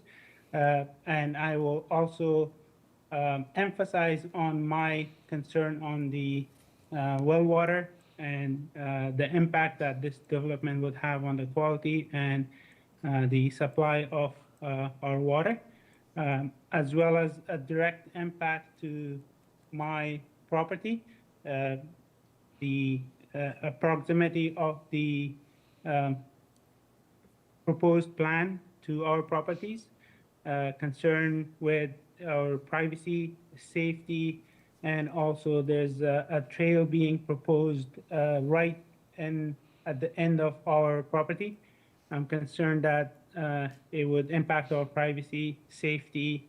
It would potentially cause trespassing. And I would also emphasize the impact of traffic. Every morning I stand at the end of the Valley Trail with my two boys waiting for the school bus. Sometimes it takes about 5-6 minutes for the school bus to make that left turn because of the high volume of cars on the second concession. And I could imagine that could triple or even higher if this high density plan is approved. But again, I don't want to repeat all the points that have been raised. I have already submitted them in a written form. I just wanted to show support and echo the concerns of my neighbors and point out that the council should consider, again, as everybody mentioned, we are not against growth and development in town of East Gwillimbury, but it has to be fair to the existing residents and take our concerns in consideration. Thank you very much. Thank you, Mr. Mushfek. And we have one last speaker who's pre-registered, also joining us virtually, Mehin Malik Aslanova. Sorry, madam, that's my wife, and I spoke on her behalf as well. Very good. Thank you for clarifying that. Thank you very much. So we've come to the end of the pre-registered list of speakers, and we want to open up the floor. If there's anyone who's here who wasn't pre-registered, you still have the opportunity to step up and to provide comments and fill out a form at the back with our clerk, if you'd like to do so. Seeing no one coming forward, I'd like to just open it up briefly to other members of council to see if there are any questions or comments. Yes, Councillor Carruthers. Thank you. Thank you to everyone who came out tonight. My comments are basically the same as yours. I agree with you wholeheartedly. I too am on a well, and I worry about what happens when land next to me is developed. I don't want to be on town water. I love my well. I have a lot of concerns about this development. Many of them were already raised, but there's other concerns, such as the private roads within the development. We've seen those be problematic in other areas of the town. I'm not sure why we would want to continue with that. The 8-story apartment buildings, we need rentals for sure, but having an 8-story apartment building in the backyard of an existing resident who's on an estate lot makes no sense whatsoever. Our official plan talks about the transition going from one existing neighborhood into a new neighborhood, and this plan doesn't seem to have any regard for our official plan at all. I think we need to respect the residents who have lived there, some of them for 40 years. We need to be looking at a plan that respects their backyards. I mean, when I look at the plan you put forward, why is the park in the middle? Why would you not put that up against the existing residents? Why would you not put the detached homes along there? I mean, I think it's completely unreasonable to think an existing resident would have 8 stacked townhouses in their backyard. It doesn't make any sense at all. And our official plan doesn't allow for that either. So I think you need to take a look at our existing official plan and try and conform to it. It's there for a reason. There's a lot of consultation that goes into that. I do have a question for our staff. I noticed the application was deemed complete on October 21st last year, and I know we have 120 days before which the developer can go to the OLT for a non-decision. And we've had Land Services Group do that to us with Holland Hope, and I would not want to fall into that trap again. And so I wanted to ask when council could expect a report from staff for decision on this. We're in the process, through the chair, sorry. We're in the process of circulating and obtaining comments. Certainly, that's going to take well beyond 120 days, I'm going to suggest. I haven't had discussions with the applicant to any great extent. I do want council to be aware, though, the matter could be appealed in February. I don't have the exact date, but the applicant could appeal for a lack of decision. The question that I think is worth council asking the applicant is, are they prepared to work with staff? If they're not, then council has a decision that I'd suggest you may want to make tonight or by February. Thank you. I appreciate that. We have a history with Land Services Group doing just that. So I would like to ask the applicant if they're looking at working with staff and council on this, and why we should not expect to see the same thing we saw with Holland Hope.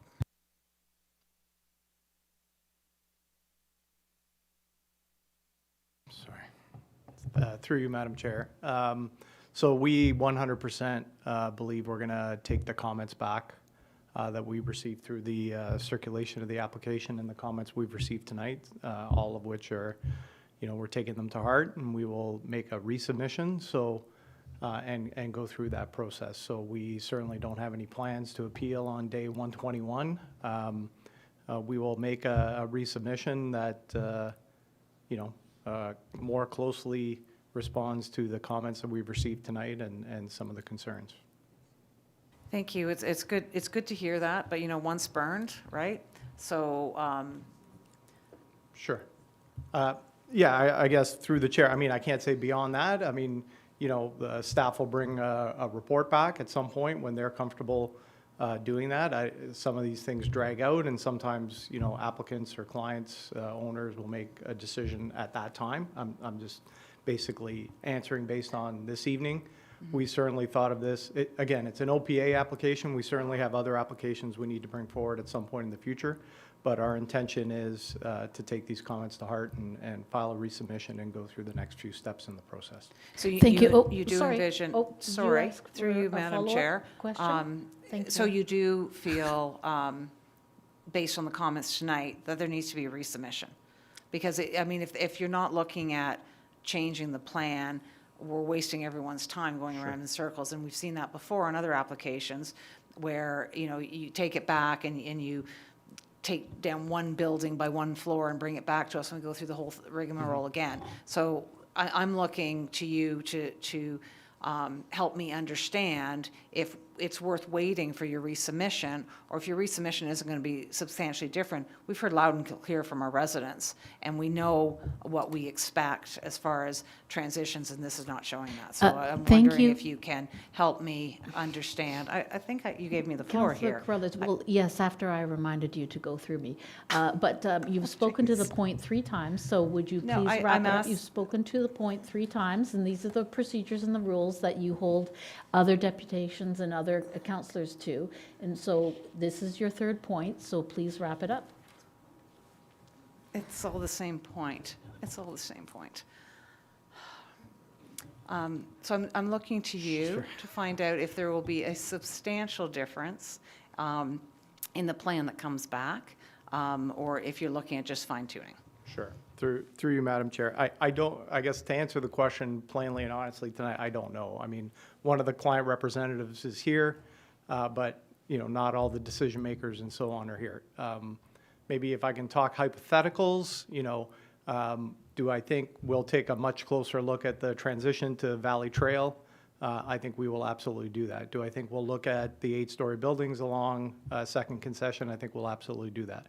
Do I think we'll look at the overall density? I think some of that will come with that. So I don't know how much beyond that will change. I'm not saying we won't look at it. We have other comments to get from staff, and the region will comment on traffic and transportation issues and so on. So LSRCA will provide comments. So we'll have to take all of that back and make I think a fulsome revision of the application. So I think there'll be changes. I don't know if they'll be substantial enough. You know, some of the items, for example, I've heard all the comments on the wells. You know, an OP doesn't translate to knowing what we're going to do on wells. That'll be a subdivision application or site plan applications in the future where we look at basements and hydro G reports and so on. You know, maybe a point of clarity on that property to the south, 18830. You know, that is in your urban area now under the new region's plan. So we're just looking to plan it with these 3 other properties rather than as part of the bigger complete communities program. So just to clarify that. But I think we will definitely make changes that I think I would consider them relatively significant, but I can't tell you exactly what those are tonight. Thank you, Mr. Thank you very Pelleggi. much. Thank you, Mr. Pelleggi. And so I would also like to point out our new General Manager of Development Services just briefly mentioned in passing that she has not yet had the opportunity to have fulsome conversations with the developer. And so I hope that there's an opportunity for you to connect and have further discussions in good faith. Thank you. Just to advise, we do have a meeting scheduled coming up. Oh, wonderful. Thank you. That's good news to hear. So are there any other members of council who would like to ask a question? Yes, Councillor Foster. Thank you. I think you know that you've got a pile of work to do after hearing from the residents. I've got some simple notes written down here, and I've written down parking, parking, parking. I don't know how many times. So I think that needs to be looked at. The high density, of course, that's a recurring theme. One other thing that struck me that seems rather silly, and I like to kind of keep things simple, you've got a large park in the middle of this with no parking around it. I mean, if there's a soccer game, it brings in 25 to 30 cars of folks that are bringing their kids to play hockey or soccer other than the ones that are walking in. So I think that's a problem. The other thing that I think needs to be mentioned, and I harp on this one quite a bit, I don't think there's a new development in East Gwillimbury that you could drive by today and not see a mess with the snow that we have. You know, I talk about snow storage often, and I get people looking at me like I'm out of my mind. Take a drive through those subdivisions now and have a look at the snow storage. So I think something needs to be done with that also. So you've got a pile of work to do for sure. I look forward to the next submission. And Councillor Roy DeClemente. Thank you, Madam Chair. To Councillor Foster's point, the park, I believe, as proposed at 0.8 hectares is 1.977 acres, and that isn't even really enough to actually accommodate a soccer field. So, I mean, that's a larger question. You know, the size of the park, the parkland dedication, the parking. You know, obviously, there's a great deal of work to be done, and and I look forward to hearing the process as this progresses.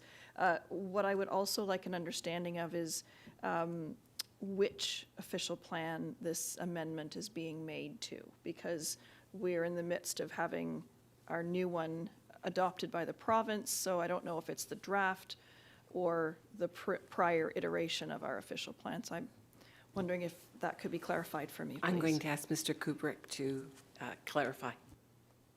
Mr. Krupnik.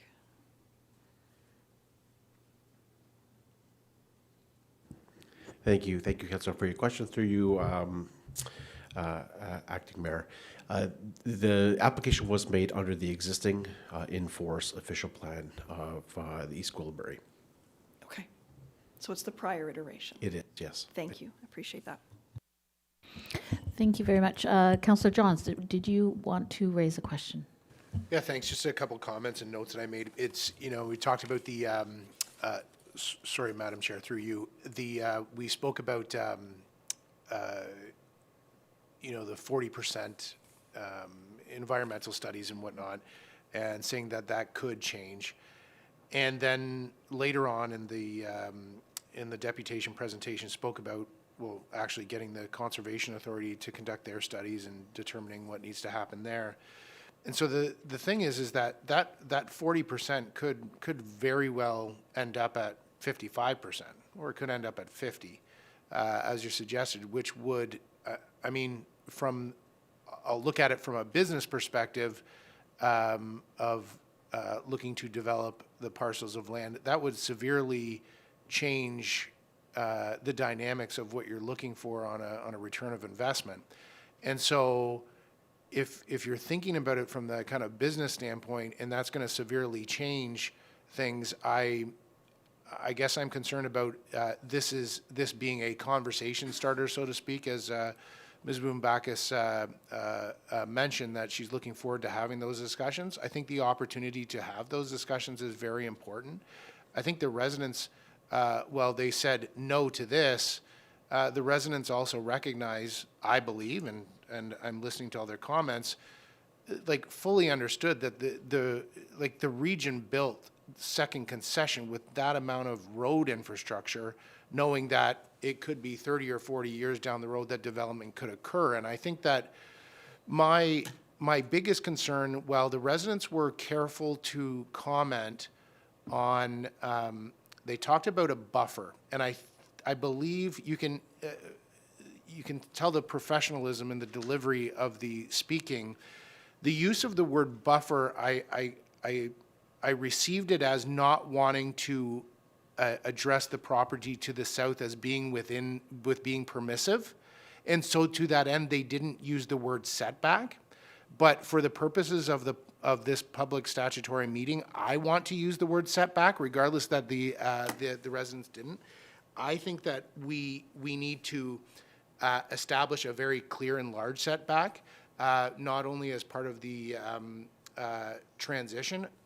I'm not a planner. I don't know what I will say, an appropriate setback is, but I don't think it should just be appropriate. I think it needs to be a meaningful setback. I also recognize the fact that the province has taken away the council's ability to comment during a site plan process. And I think that further to addressing a meaningful setback, and regardless of density, because all that is has already been spoken about, that not only is that addressed, but it is also addressed with increased naturalization, so to speak, to act as a remediation from, I'll talk about sound, or I'll talk about visual. So there's that. So I talked about conservation studies, setbacks, density was fine. Because this will be an opportunity to speak, and nobody mentioned it tonight, but the connectivity, like if this was to proceed, it is important from a quality of life perspective for a health and active living to be able to have connectivity into Rogers Reservoir properly. So the opportunity to be able to have those type of investments made. My colleagues talked about mentioning about the it began with Central Park, then it went to soccer field, then it went to not enough for a soccer field. And I think that if I picture developments that I have been in where there is residential around and then simply, I'll call it a field, the thing is that if it is intended to be a soccer field, it should be. If it is intended to be a Central Park, then there should be vegetation within those features from a placemaking perspective for those members of the community. Ultimately, at the end of the day, I just want to say that we need to protect the quality of life for the existing residents, and all of those things that I spoke about will help in doing that. And those are my notes. So thank you, Madam Chair. Thank you. Are there any other questions? Yes, Councillor Cron. Thank you, Madam Chair. Going last, everything's been said pretty much, so I'll be brief, but I really want to thank the residents for showing up and participating and engaging. And I appreciate the candor of the applicant. And I think you heard loud and clear from my colleagues tonight the desire to do better. I won't go through and list all the, I think we all were checking off the list of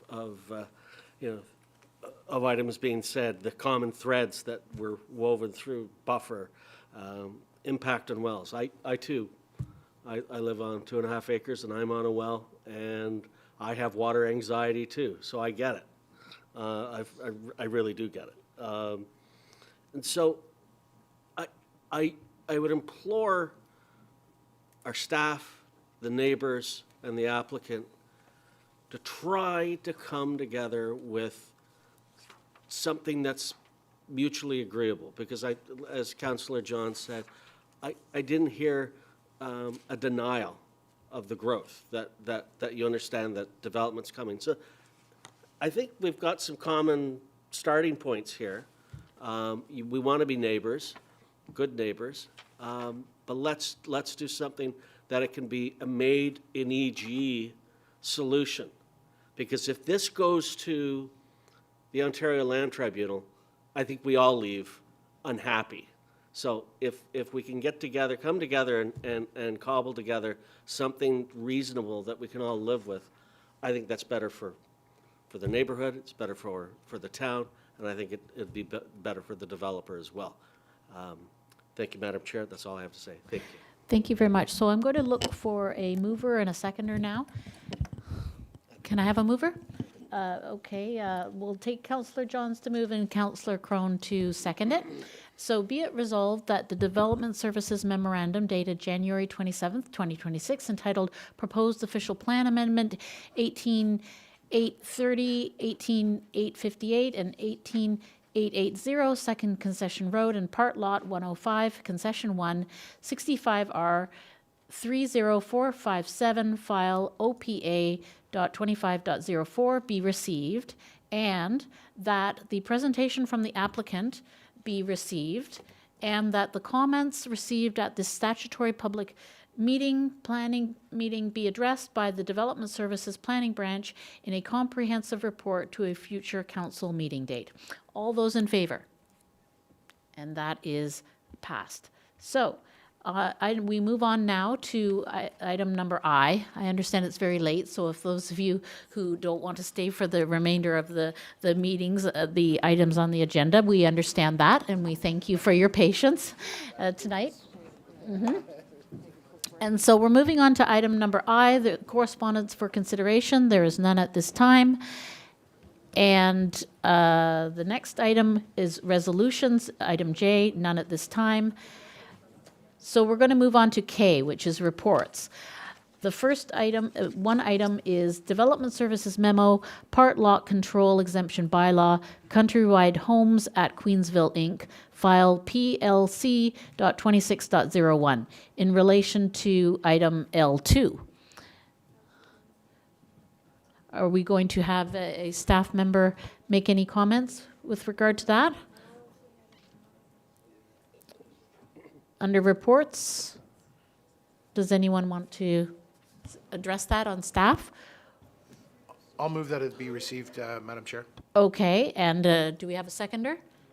Councillor Foster, be it resolved that the Development Services Memorandum dated January 27th, 2026, entitled Part Lot Control Exemption Bylaw, Countrywide Homes at Queensville, Inc., file PLC.26.01 be received. All those in favor? And that is approved. Item L, bylaws, number 1, bylaw 2026-008, being a bylaw to declare lands as surplus and authorize the sale to Janice and Thomas Paisley. And I will read item number 2 as well, if we're going to do both at the same time. Okay. So item number 2, the bylaw 2026-009, being a bylaw to exempt certain lands from the part lot control provisions of the Planning Act pertaining to a portion of those lands within the Queensville Properties Development Corporation, plan of subdivision file 19T-17001, blocks 289 and 291 on plan 65M-4838, Countrywide Homes at Queensville, Inc., in relation to item K1. So can I have a mover for both of those bylaws? Councillor Johns, and a seconder, Councillor Roy DeClementi. All those in favor? And that is approved. Under M, there is other business. Is there any other business at this time? Seeing none, I'll move on to the item N, which is the confirming bylaw. In the confirming bylaw, I need a mover and a seconder. Councillor Carruthers and Councillor Crone. Be it resolved that bylaw 2026-010, being a bylaw to confirm the proceedings of the council meeting held on January 27th, 2026, be taken as read, enacted, and signed by the mayor and municipal clerk. All those in favor? Very good, that's passed. And O is the adjournment. So can I have a mover and seconder for the adjournment, please? Councillor Carruthers, Councillor Johns. Be it resolved that the meeting of council adjourn at 9:22 p.m. All those in favor? And that is approved. So good evening, everyone. Thank you.